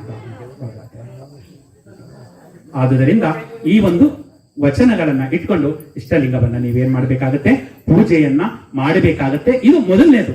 ನಂತರ ಪೂಜೆ ಅವಶ್ಯಕತೆ ಇಲ್ಲ, ನಂತರ ಅನುಸಂಧಾನ ಅಂತ ಕರೀತಾರೆ. ಇಷ್ಟಲಿಂಗಕ್ಕೆ ಯಾವುದೇ ಎಲ್ಲವನ್ನು ಹೂ ಹಾಕ್ಬಿಟ್ಟು ಇಷ್ಟಲಿಂಗ ಕಾಣದಂಗೆ ಪೂಜೆ ಮಾಡೋದಿಲ್ಲ. ನಮ್ಗೆ ಇಷ್ಟಲಿಂಗ ಆ ಕಪ್ಪು ವರ್ಣ ನಮಗೆ ಕಾಣ್ತಾ ಇರಬೇಕು. ನಮ್ಮ ಶಿವಕುಮಾರ ಸ್ವಾಮೀಜಿಗಳು 10 ವರ್ಷ 100ಕ್ಕಿಂತ ಹೆಚ್ಚು ವರ್ಷ ಬದುಕಿದ್ದಾರೆ ಅಂದ್ರೆ ಆ ಇಷ್ಟಲಿಂಗವನ್ನ ನೋಡಿ ನೋಡಿ ಇಷ್ಟಲಿಂಗ ಅನುಸಂಧಾನವನ್ನ ಮಾಡಿದ್ರಿಂದ ಅವರು ಕನ್ನಡಕವನ್ನ ಧರಿಸಲಿಲ್ಲ ಕೊನೆವರೆಗೂ ಅಲ್ಲ. ಅಷ್ಟು ವರ್ಷ ಆದ್ರೂ ಕೂಡ ಕಣ್ಣು ಅವರಿಗೆ ಓದ್ತಾ ಇದ್ರು ಹಿಡ್ಕೊಂಡು ಪುಸ್ತಕವನ್ನ. ಅವರಿಗೆ 108ನೇ ವರ್ಷದಲ್ಲೂ ಕೂಡ ಪುಸ್ತಕವನ್ನ ತಗೊಂಡು ಕೊಟ್ರೆ ಓದ್ತಾ ಇದ್ರು ನಮ್ಮ. ಆ ರೀತಿ ಆ ಇಷ್ಟಲಿಂಗವನ್ನ ಅನುಸಂಧಾನ ಮಾಡ್ತಾ ಮಾಡ್ತಾ ಇದ್ದಾಗ ಕಣ್ಣಿನ ದೃಷ್ಟಿ ಕೂಡ ಏನಾಗತ್ತೆ, ಹೆಚ್ಚಾಗತ್ತೆ. ಹಾಗೆ ಹೀಗೆ ಗುರುಮಲ್ಲೇಶ್ವರರ ಕೂಡ ನಂತರ ಈ ಇಷ್ಟಲಿಂಗವನ್ನ ತತ್ವವನ್ನ ಆಚರಣೆಯನ್ನ ತರ್ತಾರೆ, ಬೆಳಕಿಗೆ ತರ್ತಾರೆ. ಗುರುಮಲ್ಲೇಶ್ವರರು ಶಿವಮೊಗ್ಗದ ಸವಳಂಗಿಯಲ್ಲಿ ಹುಟ್ಟುತ್ತಾರೆ, ಮೈಸೂರಲ್ಲಿ ಬಂದು ಮಠದಲ್ಲಿ ಇದ್ದು ತದನಂತರ ದೇವನೂರಿಗೆ ಐಕ್ಯ ಆಗ್ತಾರೆ. ಮೈಸೂರಲ್ಲಿ ಇರ್ಬೇಕಾದ್ರೆ ಒಂದ್ ಸಲ ಹಿಂಗೆ ಸ್ನೇಹಿತರು ಬಂದು ನೀವ್ ಹೆಂಗೆ ತಿರುಪತಿಗೆ ಹೋಗ್ಬೇಕು ಅಂತನೋ ಅಥವಾ ಇನ್ನೊಂದು ಧರ್ಮಸ್ಥಳಕ್ಕೆ ಹೋಗ್ಬೇಕನೋ ಹಂಗೆ ತೀರ್ಥಕ್ಷೇತ್ರಗಳಿಗೆ ಹೋಗ್ಬೇಕು ಅಂತ ನಂಜಪ್ಪ, ಮಹಾದೇವಪ್ಪ, ಮರಿಯಪ್ಪ, ಮಲ್ಲೇಶಪ್ಪ ಅಂತ 4 ಜನ ಸ್ನೇಹಿತರು ಗುರುಮಲ್ಲೇಶ್ವರರಿಗೆ. ಅವರು ಹಿಂಗೆ ವಯಸ್ಸಿನವರು ಅವ್ರನ್ನ ಬಂದು ಗುರುಮಲ್ಲೇಶ್ವರರೇ ನಾವು ತೀರ್ಥಕ್ಷೇತ್ರ ಹೋಗ್ತಾ ಇದೀವಿ, ದಯಮಾಡಿ ನಮ್ ಜೊತೆ ಬನ್ನಿ. ನೋಡಪ್ಪ, ನಮ್ಮ ಲಿಂಗಾಯತ ಧರ್ಮದಲ್ಲಿ ಇಷ್ಟಲಿಂಗವನ್ನ ಇಟ್ಕೊಂಡ ಮೇಲೆ ನಮ್ಗೆ ಯಾವುದೇ ತೀರ್ಥಕ್ಷೇತ್ರಗಳನ್ನ ನೋಡೋ ಅವಶ್ಯಕತೆ ಇಲ್ಲ ಅಂದಾಗ, ಇಲ್ಲ ನೀವು ಬರ್ಲೇಬೇಕು ಅಂದಾಗ, ಇಲ್ಲ ನಾನು ಬರಕ್ ಆಗೋದಿಲ್ಲ, ನೀವು ಹೋಗಿದ್ ಬನ್ನಿ ಬೇಕಾದ್ರೆ ಅಂತ ಅಪ್ಪಣೆಯನ್ನ ಕೊಡ್ತಾರೆ. ಕೊನೆಗೆ ನೀವು ಬರ್ಲೇಬೇಕು ಅಂದಾಗ ನಾನು ಬರೋದಿಕ್ಕಾಗೋದಿಲ್ಲ, ಹೋಗ್ಲಿ ತಗೋ ಒಂದು ವಸ್ತುವನ್ನ ಅಂದ್ಬಿಟ್ಟದೆ ಒಂದು ವಸ್ತುವನ್ನ ಕೊಡ್ತಾರೆ. ಆ ವಸ್ತು ಏನು ಅಂದ್ರೆ ಹಾಗಲಕಾಯಿ. ನೀವೆಲ್ಲಿ ಹೋಗ್ತೀರಾ ಅಲ್ಲೆಲ್ಲ ಈ ಹಾಗಲಕಾಯಿಯನ್ನು ಸ್ನಾನವನ್ನ ಮಾಡಿಸಿ ಅಂತ ಹೋಗ್ತಾರೆ. ಎಲ್ಲಿಗೆ? ಕಾಶಿಗೆ ಹೋಗ್ತಾರೆ, ಕೇದಾರಕ್ಕೆ ಹೋಗ್ತಾರೆ, ಇನ್ನು ಅನೇಕ ಸ್ಥಳಗಳಿಗೆ ಸುತ್ತಾಡಿಕೊಂಡು ಒಂದು 15 ದಿನ ಆಗುತ್ತೆ. 15 ದಿನ ಆದ್ಮೇಲೆ ಮೈಸೂರಿಗೆ ಬರ್ತಾರೆ. ಬಂದಾಗ ಇವರನ್ನ ನೋಡ್ಬೇಕು, ಯಾರನ್ನ? ಗುರುಮಲ್ಲೇಶ್ವರನ್ನ ನೋಡ್ಬೇಕು. ಗುರುಮಲ್ಲೇಶ್ವರರೇ, ನಾವು ತೀರ್ಥಕ್ಷೇತ್ರಗಳೆಲ್ಲ ಒಂದು ದರ್ಶನವನ್ನ ಮಾಡಿ ಬಂದ್ರ ಪ್ರಸಾದ ತಗೊಳ್ಳಿ, ನಾನು ಪ್ರಸಾದ ಅಲ್ಲೇ ಇರ್ಲಿ, ನಾನ್ ಕೊಟ್ಟಿದ್ನಲ್ಲ ಆ ವಸ್ತುವನ್ನ ತಗೊಂಡು ಬಂದಿದ್ದೀರಾ ಅಂದ್ರೆ ತಗೊಂಡು ಬಂದಿದ್ದೀನಿ ಅಂದಾಗ ಆ ವಸ್ತುವನ್ನ ಕೊಡ್ತಾರೆ. ಆ ವಸ್ತುವನ್ನ ಬಿಚ್ತಾರೆ, ಒಂದು ಬಟ್ಟೆಯಲ್ಲಿ ಕಟ್ಟಿರ್ತಾರೆ, ಬಿಚ್ಚುಬಿಟ್ಟು ಆ ಹಾಗಲಕಾಯಿಯನ್ನ ಆ 4 ಜನರಿಗೆ ನಂಜಪ್ಪ, ಮಹದೇವಪ್ಪ, ಮರಿಯಪ್ಪ, ಮಲ್ಲೇಶಪ್ಪ ಅವರಿಗೆ ಕೊಡ್ತಾರೆ. ಈಗ ತಿನ್ನಿ ಅಂತ ಹೇಳ್ತಾರೆ. ತಿಂದಾಗ ಅದೇನಾಗಿರುತ್ತೆ? ಕಹಿಯಾಗಿ ಇರುತ್ತೆ. ನೋಡಿ, ಅನೇಕ ನೀವು ಎಲ್ಲಿ ಮಿಂದಿದ್ದೀರಾ ಅಲ್ಲೂ ಕೂಡ ಅದು ಮಿಂದಿದೆ. ಕಾಶಿಗೆ ಹೋಗಿದೆ, ಕೇದಾರಕ್ಕೆ ಹೋಗಿದೆ, ಎಲ್ಲಾ ಕ್ಷೇತ್ರಗಳಲ್ಲೂ ಕೂಡ ಏನಾಗಿದೆ? ಮಿಂದು ಬಂದಿದೆ. ಆದ್ರೆ ಎಲ್ಲೂ ಕೂಡ ಅದು ತನ್ನ ಕಹಿಯನ್ನ ಬಿಟ್ಟೇ ಇಲ್ವಲ್ಲ, ಕಹಿಯಾಗೆ ಇದೆ. ಹಂಗೆ ನಾವು ಮನಸ್ಸಿನಲ್ಲಿ ಏನೇನೋ ಇಟ್ಕೊಂಡು ಗಂಗೆ, ಕಾವೇರಿ ಇವೆಲ್ಲವನ್ನ ಮಿಂದು ಬಂದ್ರೆ ನಾವು ಏನಾಗೋದಿಲ್ಲ? ಪರಿಶುದ್ಧರಾಗೋದಿಲ್ಲ. ನಮ್ಮ ತನು ಶುದ್ಧವಾಗಿರ್ಬೇಕು, ಮನ ಶುದ್ಧವಾಗಿರ್ಬೇಕು, ಭಾವ ಶುದ್ಧವಾಗಿರ್ಬೇಕು. ನಮ್ಮ ಹುಡುಗಿ ಒಂದು ಬಂದು ವಚನವನ್ನ ಹೇಳ್ತು, ನೀರ ಕಂಡಲ್ಲಿ ಮುಳುಗುವರಯ್ಯ, ಮರನ ಕಂಡಲ್ಲಿ ಸುತ್ತುವರಯ್ಯ, ಬತ್ತುವ ಜಲವ ಒಣಗುವ ಮರನ ಮಚ್ಚಿದವರು ನಿಮ್ಮ ನೆತ್ತಬಲ್ಲರು ಕೂಡಲ ಸಗಮದೇವ. ಶಿವನ್ನ ಬಿಟ್ಟು ಬಿಡ್ತೀವಿ ನಾವು, ಇಷ್ಟಲಿಂಗ ಬಿಟ್ಟೇ ಬಿಡ್ತೀವಿ. ಇಷ್ಟಲಿಂಗವನ್ನು ಹಾಕತೀವಿ, ಹಾಕೊಂಡು ನೀರೆಲ್ಲಿ ಸಿಕ್ಕುತ್ತೆ ಅಲ್ಲಿ ಮುಳುಗೋದು ಹೇಳೋದು, ಮುಳುಗೋದು ಹೇಳೋದು. ಎಲ್ಲಿ ಮರ ಇರುತ್ತೆ ಅಲ್ಲಿ ಸುತ್ತೋದು. ಹಂಗೆ ಆ ನೀರು ಕೂಡ ಒಂದಲ್ಲ ಒಂದು ದಿನ ಅನೇಕ ಸಮುದ್ರಗಳು ಬತ್ತಿ ಹೋಗಿರೋದನ್ನ ಕಂಡಿದ್ದೀವಿ. ಮರವು ಕೂಡ ಒಂದಲ್ಲ ಒಂದು ದಿನ ಏನಾಗುತ್ತೆ? ಬಿದ್ದು ಹೋಗುತ್ತೆ. ಸಾವಿಲ್ಲದ ರೂಹಿಲ್ಲದ ದೇವ ಯಾರು? ಆ ಪರಶಿವ. ಅವನನ್ನೇ ಮರ್ತು ಬಿಡ್ತೀವಿ. ಅವನ ಕೊರಗು ಇಲ್ಲಿದೆ, ಇವನನ್ನೇ ನಂಬ್ಕೊಳ್ದೆ ನಾವು ಆ ಮರವನ್ನ ನಂಬ್ತಾ ಇದೀವಿ, ನೀರನ್ನ ನಂಬ್ತಾ ಇದೀವಿ. ಹಂಗೆ ಬತ್ತುವ ಜಲವ ಒಣಗುವ ಮರನ ಮಚ್ಚಿದವರು ನಿಮ್ಮ ನೆತ್ತಬಲ್ಲರು ಕೂಡಲ ಸಂಗಮ ದೇವ ಅಂತ ಹೇಳ್ತಾರೆ. ಅಂತಹ ಒಂದು ಕೂಡಲ ಸಂಗಮ ದೇವರು, ಆ ಒಂದು ಬಸವಣ್ಣನವರು ನೀಡಿರುವಂತಹ ಈ ಒಂದು ಇಷ್ಟ ಲಿಂಗವನ್ನ ನಾವು ಪ್ರತಿಯೊಬ್ಬರು ಕೂಡ ಧಾರಣೆ ಮಾಡಿದಾಗ ಮಾತ್ರ ನಮ್ಮ ಜೀವನ ಒಳ್ಳೆಯ ರೀತಿಯಲ್ಲಿ ನಡೆಯುತ್ತೆ, ದೇಹವೇ ದೇವಾಲಯವಾಗುತ್ತೆ. ಪ್ರತಿಯೊಬ್ಬರು ಬೆಳಿಗ್ಗೆ ಹೇಳ್ತೀರಾ, ಎದ್ದ ತಕ್ಷಣ ಬಸ್ತಲಿಗೆ ನೀರು ಹಾಕ್ತೀರಾ, ನೀರು ಹಾಕಿದ ತಕ್ಷಣ ಏನಾಗ್ತಾ ಇದ್ದಾರೆ? ಎಲ್ಲ ಹೊರಗಡೆ ಬಂದಾಗ ಏನಂತಾರೆ? ಈ ಮನೆಯಲ್ಲಿ ವಾಸ ಇದ್ದಾರೆ ಅಂತ ಅಲ್ಲ. ಈ ಮನೆ ಹೊರಗಡೆ ನೀವೇನ್ ಮಾಡ್ತೀರಾ? ನೀರು ಹಾಕ್ತೀರಾ, ರಂಗೋಲಿ ಬಿಡ್ತೀರಾ ಅಲ್ವಾ? ಅದಕ್ಕೆ ಬಸವಣ್ಣರು ಹೇಳ್ತಾರೆ, ಮನೆಯೊಳಗೆ ಮನೆಯೊಡೆಯ ನಿದ್ದಾನೋ ಇಲ್ಲವೋ, ಹೊಸ್ತಿಲಲ್ಲಿ ಹುಲ್ಲು ಹುಟ್ಟಿ ಮನೆಯೊಳಗೆ ರಜ ತುಂಬಿ, ಮನೆಯೊಳಗೆ ಮನೆಯೊಡೆಯ ನಿದ್ದಾನೋ ಇಲ್ಲವೋ, ತನುವಿನೊಳಗೆ ಹುಸಿ ತುಂಬಿ ಮನದೊಳಗೆ ವಿಷಯ ತುಂಬಿ, ಮನೆಯೊಳಗೆ ಮನೆಯೊಡೆಯ ನಿದ್ದಾನೋ ಇಲ್ಲವೋ, ಇಲ್ಲ ಕೂಡಲ ಸಂಗಮ ದೇವ ಅಲ್ಲ. ಈಗ ನಿಮ್ಮ ಮನೆ ಮುಂದೆ ಹೊರಗಡೆ ನೀರನ್ನ ಹಾಕಿ ರಂಗೋಲಿಯನ್ನ ಬಿಟ್ಟಿದ್ರೆ ಈ ಮನೆಯಲ್ಲಿ ಮನೆಯ ಒಡೆಯ ವಾಸವಾಗಿದ್ದಾನೆ ಅಂತ. ಗರ್ಕೆ ಬೆಳೆದಿದೆ, ಕಲ್ಲು ಬಿದ್ದಿದೆ, ಏನೇನೋ ಬಿದ್ದಿದೆ ಅಂದ್ರೆ ಈ ಮನೆಯಲ್ಲಿ ಯಾರು ಕೂಡ ವಾಸವಾಗಿಲ್ಲ. ಮನೆಯೊಳಗೆ ಇದ್ದಾನೋ ಇಲ್ಲವೋ ವಸ್ತಿಯಲ್ಲಿ ಹುಲ್ಲು ಹುಟ್ಟಿದೆ. ರಜಾ ಅಂದ್ರೆ ಕಸ ತುಂಬಿದೆ. ಆ ಕಸ ತುಂಬಿದ್ರೆ ಮನೆಯೊಡೆಯ ಇಲ್ಲ ಅಂತ. ಹಂಗೆ ತನುವಿನೊಳಗೆ ಹುಸಿ ತುಂಬಿ, ತನು ಅಂದ್ರೆ ದೇಹ, ನನ್ನ ದೇಹದಲ್ಲಿ ಹುಸಿ, ನಾನು ಮಾತಾಡ್ತಾ ಇರೋದೆಲ್ಲ ಸುಳ್ಳು. ಮನದೊಳಗೆ ವಿಷಯ, ಅನೇಕ ಈ ವಿಷಯಗಳು ಅಂದ್ರೆ ಈ ನಮ್ಮ ಏನಂತ ಹೇಳ್ತೀವಿ ಆ ಪಂಚ ವಿಧಗಳಿದೆಯಲ್ಲ, ಕಣ್ಣು, ಕಿವಿ, ಮೂಗು, ನಾಲಿಗೆ, ಚರ್ಮ ಇದೆಯಲ್ಲ, ಇವೇನು ಬಯಸುತ್ತೆ. ಕಣ್ಣು ಕೆಟ್ಟದನ್ನು ನೋಡ್ಬೇಕು ಅನ್ಸುತ್ತೆ, ಆದ್ರೆ ನೋಡಬಾರ್ದು. ನಾವು ಕಣ್ಣಲ್ಲಿ ನಾವು ಒಳ್ಳೆಯದನ್ನೇ ಮಾತ್ರ ನೋಡ್ಬೇಕು ಅಲ್ಲ. ಕಾಲು ಕೆಟ್ಟದ ಕಡೆ ನಡ್ಕೊಂಡು ಹೋಗೋಣ ಅಂತ ಹೇಳುತ್ತೆ, ಇಲ್ಲ, ಆ ಕೆಟ್ಟದ ಕಡೆ ಬರೋದಿಲ್ಲ, ನಾನು ಎಲ್ಲಿ ಒಳ್ಳೆಯದಿದೆ ಅಲ್ಲಿಗೆ ಮಾತ್ರ ನಡ್ಕೊಂಡು ಹೋಗ್ತೀನಿ. ಹಂಗೆ ಆ ಪಂಚೇಂದ್ರಿಯಗಳ ಮುಖಾಂತರ ಒಳ್ಳೆಯ ಕಡೆಗೆ ಮಾತ್ರ ನಡ್ಕೊಂಡು ಹೋದಾಗ ನಮ್ಮ ದೇಹ ದೇವಾಲಯವಾಗುತ್ತೆ. ಹಂಗೆ ತನುವಿನೊಳಗೆ ಹುಸ ತುಂಬಿ, ತನುವಿನೊಳಗೆ ಹುಸಿ ತುಂಬಿ, ಮನದೊಳಗೆ ವಿಷಯ ತುಂಬಿ, ಮನದೊಡೆಯ ನಿದ್ದಾನೋ ಇಲ್ಲವೋ. ಆ ಮನೆಯೊಡೆಯ ಇರಬೇಕಲ್ಲ, ಆ ಪರಶಿವ ಇರಬೇಕಲ್ಲ, ಇರಬೇಕು ಅಂದ್ರೆ ಏನಾಗ್ಬೇಕು, ನಮ್ಮ ತನುವಿನ ನಾವು ಸುಳ್ಳನ್ನ ಆಡಬಾರದು. ಭಕ್ತಿಯಿಂದ ನಾವು ಜೀವನವನ್ನ ನಡೆಸಿದಾಗ, ನಡೆ ನುಡಿ ಸಾಮ್ಯತೆಯಿಂದ ಬದುಕಿದಾಗ ಮಾತ್ರ ನಮ್ಮ ಜೀವನ ಯಶಸ್ವಿ ಆಗುತ್ತೆ ಅಂತ ಹೇಳ್ತಾ, ಈಗ ಒಂದೇ ಒಂದು ವಚನವನ್ನ ನಿಮ್ಮ ಜೊತೆ ಹೇಳಿ ನಂತರ ನಮ್ಮ ಮನೆಯವರು ಅರಿವೆ ಗುರು ಅನ್ನೋ ಒಂದು ವಿಚಾರದ ಬಗ್ಗೆ ಹೇಳ್ತೀರಾ. ಯಾಕಂದ್ರೆ ನಿಮ್ಮ ಬಾಯಲ್ಲಿ ಕೂಡ ಒಂದು ವಚನವನ್ನ ಹೇಳಿಸ್ಬೇಕು ಅನ್ನೋ ಆಸೆ. ಹೇಳ್ತೀರಲ್ಲ? ಯಾಕಂದ್ರೆ ಈ ವಚನವನ್ನ ಹೇಳಿದಾಗ ನಮ್ಮ ಧರ್ಮ ಏನಾಗುತ್ತೆ, ನಾನು ಇಲ್ಲಿ ಅಂತಲ್ಲ, ಮೊನ್ನೆ ಬಸವ ಸಮಿತಿ ನಮ್ಮ BD ಜತ್ತಿಯವರು ರಾಷ್ಟ್ರಪತಿಗಳಾಗಿದ್ದಾರಲ್ಲ, ಅವರ ಮಗ ಈಗ ಅರವಿಂದ್ ಜತ್ತಿಯವರು ಇದ್ದಾರೆ. ಅಲ್ಲಿ ಒಂದು ಬಸವಭೂಷಣ ಅಂತ ಪುರಸ್ಕಾರವನ್ನು ಕೊಟ್ಟರು ನಮ್ಗೆ. ಅಲ್ಲೂ ಕೂಡ ಅಲ್ಲಿ ಸಾವಿರಾರು ಜನ ಸೇರಿದ್ರೆ ಅವ್ರ ಕೈಲಿ ಕೂಡ ವಚನ ಹೇಳಿಸ್ತೆ. ಅದಕ್ಕಿಂತ ಮೊದಲು ಲಾಸ್ಟ್ ಡಿಸೆಂಬರ್ ಅಲ್ಲಿ ಹಿಂಗೆ ಸಿದ್ಧಗಂಗಾ ಮಠದಲ್ಲಿ ಸಂಘಸಿರಿ ಅಂತ ಒಂದು ಪ್ರಶಸ್ತಿಯನ್ನ ಈಗಿರುವಂತಹ ಸ್ವಾಮೀಜಿಗಳು ಕರೆಸಿ ನಮ್ಮನ್ನ ಕೊಟ್ಟರು. ಅಲ್ಲಿ 10,000 to 12,000 ಜನ ಇದ್ರು. ಆ 12,000 ಜನಕ್ಕೂ ಕೂಡ ವಚನವನ್ನೇ ಹೇಳಿಸ್ತೆ. ಈಗ ನೀವು ಹೇಳಲೇಬೇಕು ತಾನೆ, ಯಾಕಂದ್ರೆ ಕಂಚುಗಹಳ್ಳಿಯ ಜನರು ಕಂಚಿನ ರೀತಿಯ ಕಂಠವನ್ನ ಹೊಂದಿದ್ದೀರಾ ಅಂತ ನಾನಾರು ಅಂದ್ಕೊಂಡಿದ್ದೇನೆ. ದಯಮಾಡಿ ನನ್ನ ಜೊತೆ ಒಂದೇ ಒಂದು ವಚನವನ್ನ, ಬೆಳಿಗ್ಗೆ ಹಾಸಿಗೆಯಿಂದ ಎದ್ದ ತಕ್ಷಣ ಒಂದು ಆ ಪರಶಿವನನ್ನ ನೆನೆಯುವಂತಹ ವಚನ ಹೇಳ್ತೀರಲ್ಲ. ಎನ್ನ ವಾಮಕ್ಷೇಮ, ಧ್ವನಿ ಇಷ್ಟೇನಾ? ಕಂಚಿನ ಕಂಠ. ಎನ್ನ ವಾಮಕ್ಷೇಮ ನಿಮ್ಮದಯ್ಯ, ಎನ್ನ ಹಾನಿ ವೃದ್ಧಿ ನಿಮ್ಮದಯ್ಯ, ಎನ್ನ ಮಾನಾಪಮಾನವು ನಿಮ್ಮದಯ್ಯ, ಬಳ್ಳಿಗೆ ಕಾಯಿ ದಿಮ್ಮೆತ್ತೆ ಕೂಡಲ ಸಂಗಮ ದೇವ ಅಲ್ವಾ. ಎನ್ನ ವಾಮಕ್ಷೇಮ, ನನ್ನನ್ನು ಕಾಪಾಡೋದು ಯಾರು? ಆ ಪರಶಿವನು. ಕೋವಿಡ್ ಬಂದಾಗ 3 ವರ್ಷ ಕಾರ್ಯಕ್ರಮ ನಿಲ್ಲಿಸ್ತೋ ಅಂದ್ರು ಅಣ್ಣವರು. ಹೊರಗಡೆ ಬರೋಕೆ ಆಗ್ತಾ ಇರಲಿಲ್ಲ. ತುಂಬಾ ಜನ ನಾವು ಬದುಕದೇ ಇಲ್ಲ ಅಂತ ಅನ್ಕೋಬಿಟ್ಟು ಆ ಕೋವಿಡ್ ಬಂದ ತಕ್ಷಣ ಯಾರಾದ್ರೂ ಮಾತಾಡಕ್ಕೂ ಹೋಗ್ತಿರ್ಲಿಲ್ಲ. ತಂದೆನೇ ಅಂತ್ಯ ಸಂಸ್ಕಾರ ಮಾಡ್ಲಿಲ್ಲ ಮೈಸೂರಲ್ಲಿ, ಹೇಳ್ತೀರ ಅಲ್ಲ? ತಂದೆನೇ ಅಂತ್ಯ ಸಂಸ್ಕಾರ ಮಾಡಕ್ ಬರಲಿಲ್ಲ, ಮಗ ನೀವೇ ಮಾಡಬಿಡಿ ಅಂತ. ಅಂದ್ರೆ ಅವರೋಗ ನನಗೆ ಬಂದ್ಬಿಡುತ್ತೆ ಅಂತ. ಎಂತಹ ಕಾಲವನ್ನು ನೋಡಿದ ನಮ್ಮ ಇದರಲ್ಲಿ. ಆದ್ರೂ ಇಲ್ಲಿವರೆಗೆ ನಾವು ಬದುಕಿದೀವಿ ಅಂದ್ರೆ ಯಾರಿಂದ? ಎನ್ನ ವಾಮಕ್ಷೇಮ ನಿಮ್ಮದಯ್ಯ, ಎನ್ನ ಹಾನಿವೃದ್ಧಿ ನಿಮ್ಮದಯ್ಯ, ಎನ್ನ ಮಾನಾಪಮಾನವು ನಿಮ್ಮದಯ್ಯ, ಬಳ್ಳಿಗೆ ಕಾಯಿ ದಿಮ್ಮಿತ್ತೆ. ಅಂದ್ರೆ ಕುಂಬಳಕಾಯಿಗೆ ಬಳ್ಳಿಗೆ ಭಾರ ಆಗುತ್ತಾ? ಕುಂಬಳಕಾಯಿ ಆಗೋದಿಲ್ಲ. ಹಂಗೆ ನಾನು ಕೂಡ ನಿನಗೆ ಭಾರ ಆಗೋದಿಲ್ಲ, ನೀನು ನನ್ನನ್ನ ಕಾಪಾಡುವಂತ ಆ ಶಿವನನ್ನ ನೆನೆಯುವಂತದ್ದು. ಕೊನೆಗೆ ಆ ಶಿವನನ್ನೇ ತಂದೆ ನೀನು, ತಾಯಿ ನೀನು, ಬಂಧು ನೀನು, ಬಳಗ ನೀನು, ನೀನಲ್ಲದೆ ಮತ್ತಾರು ಇಲ್ಲಯ್ಯ, ಕೂಡಲ ಸಂಗಮ ದೇವ, ಹಾಲಲ್ಲದ್ದು ನೀರಲ್ಲದ್ದು. ಈ ವಚನವನ್ನ ದಯಮಾಡಿ ಮನೆಯಿಂದ ಎದ್ದ ತಕ್ಷಣ ಈ ಒಂದು ದೇವರ ಮನೆಯಲ್ಲಿ ಕೂತ್ಕೊಂಡು ಈ ವಚನವನ್ನ ಹೇಳಿ ನಿಮ್ಗೆ ಒಂದು ರೀತಿ ಆತ್ಮವಿಶ್ವಾಸ ವೃದ್ಧಿ ಆಗುತ್ತೆ ಅಂತ ಹೇಳ್ತಾ, ದಯಮಾಡಿ ನೆಕ್ಸ್ಟ್ ಇನ್ನೊಂದ್ಸಲ ನನ್ನ ಮಲ್ಲೇಶ್ವರವ್ರು ಕರೆಸ್ತೇನೆ ಅಂತ ಅನ್ಕೊಂಡಿದ್ದೇನೆ. ಇಲ್ಲಿಗೆ ನೆಕ್ಸ್ಟ್ ಯಾರಾದ್ರೂ ಕೂಡಲ ಸಂಗಮ ಎಷ್ಟು ಜನ ನೋಡಿದಿರಿ ಅಂದ್ರೆ ನಮ್ಮ ಅಣ್ಣವರು ಮತ್ತು ಅಕ್ಕವರು ಇಬ್ಬರೇ ಎತ್ತಿದ್ರು. ದಯಮಾಡಿ ಎಲ್ಲರೂ ಕೈ ಎತ್ತಬೇಕು, ನಾವು ಕೂಡಲ ಸಂಗಮ ನೋಡಿ ಬಂದಿದ್ದೀವಿ ಅಂತ. ಬಸವ ಕಲ್ಯಾಣ ಯಾರಾಗಿದ್ದೀರಿ ಅಂದ್ರೆ ಬಸವ ಕಲ್ಯಾಣ ನೋಡಿ ಬಂದಿದ್ದೀವಿ ಅಂತ ಹೇಳ್ಬೇಕು. ಉಡುತಡಿ ಅಕ್ಕನ ಜನ್ಮಸ್ಥಳವಾದಂತ ಉಡುತಡಿ ನೋಡಿ ಬಂದಿದ್ದೀರಾ ಅಂದ್ರೆ ಎಲ್ಲಾ ಕೈ ಎತ್ತಬೇಕು. ದಯಮಾಡಿ ಆ ಸ್ಥಳಕ್ಕೆ ವರ್ಷಕ್ಕೊಂದ್ಸಲ ಹೋಗಿದ್ದು ಬನ್ನಿ ಅಲ್ವಾ. ನಾವು ಸಂಪಾದನೆ ಮಾಡಿದ್ದು ಸುಮ್ನೆ ಅದಕ್ಕೆ ಮಕ್ಕಳಿಗೆ ಮಾಡೋದು ಇದ್ದೇ ಇರುತ್ತೆ, ಗೊತ್ತಾಯ್ತಲ್ಲ. ಅವ್ರು ಕಷ್ಟಪಟ್ಟು ದುಡಿಗೆ ಮಕ್ಕಳು. ನೀವು ಸಂಪಾದನೆ ಮಾಡಿದಾಗ ನೀವು ಜನ್ಮಸ್ಥಳಗಳಿಗೆ ಹೋಗಿ ನಿಮ್ಮ ಒಂದು ಜನ್ಮವನ್ನ ಪಾವನ ಮಾಡ್ಕೊಳ್ಳಿ. ಜವರೇಗೌಡರು ಅಂತ ಒಕ್ಕಲಿಗರು ಅವರು ಬಸವ ಕಲ್ಯಾಣಕ್ಕೆ ಹೋಗ್ತಾರೆ. ಹೋಗ್ತಿದ್ದಂಗೆ ಆಸಿ ದೀರ್ಘದಂಡ ನಮಸ್ಕಾರ ಮಾಡ್ಬಿಡ್ತಾರೆ ಬಸವಣ್ಣನವರ ಮಹಾಮನೆ ನೋಡಿದ ತಕ್ಷಣ.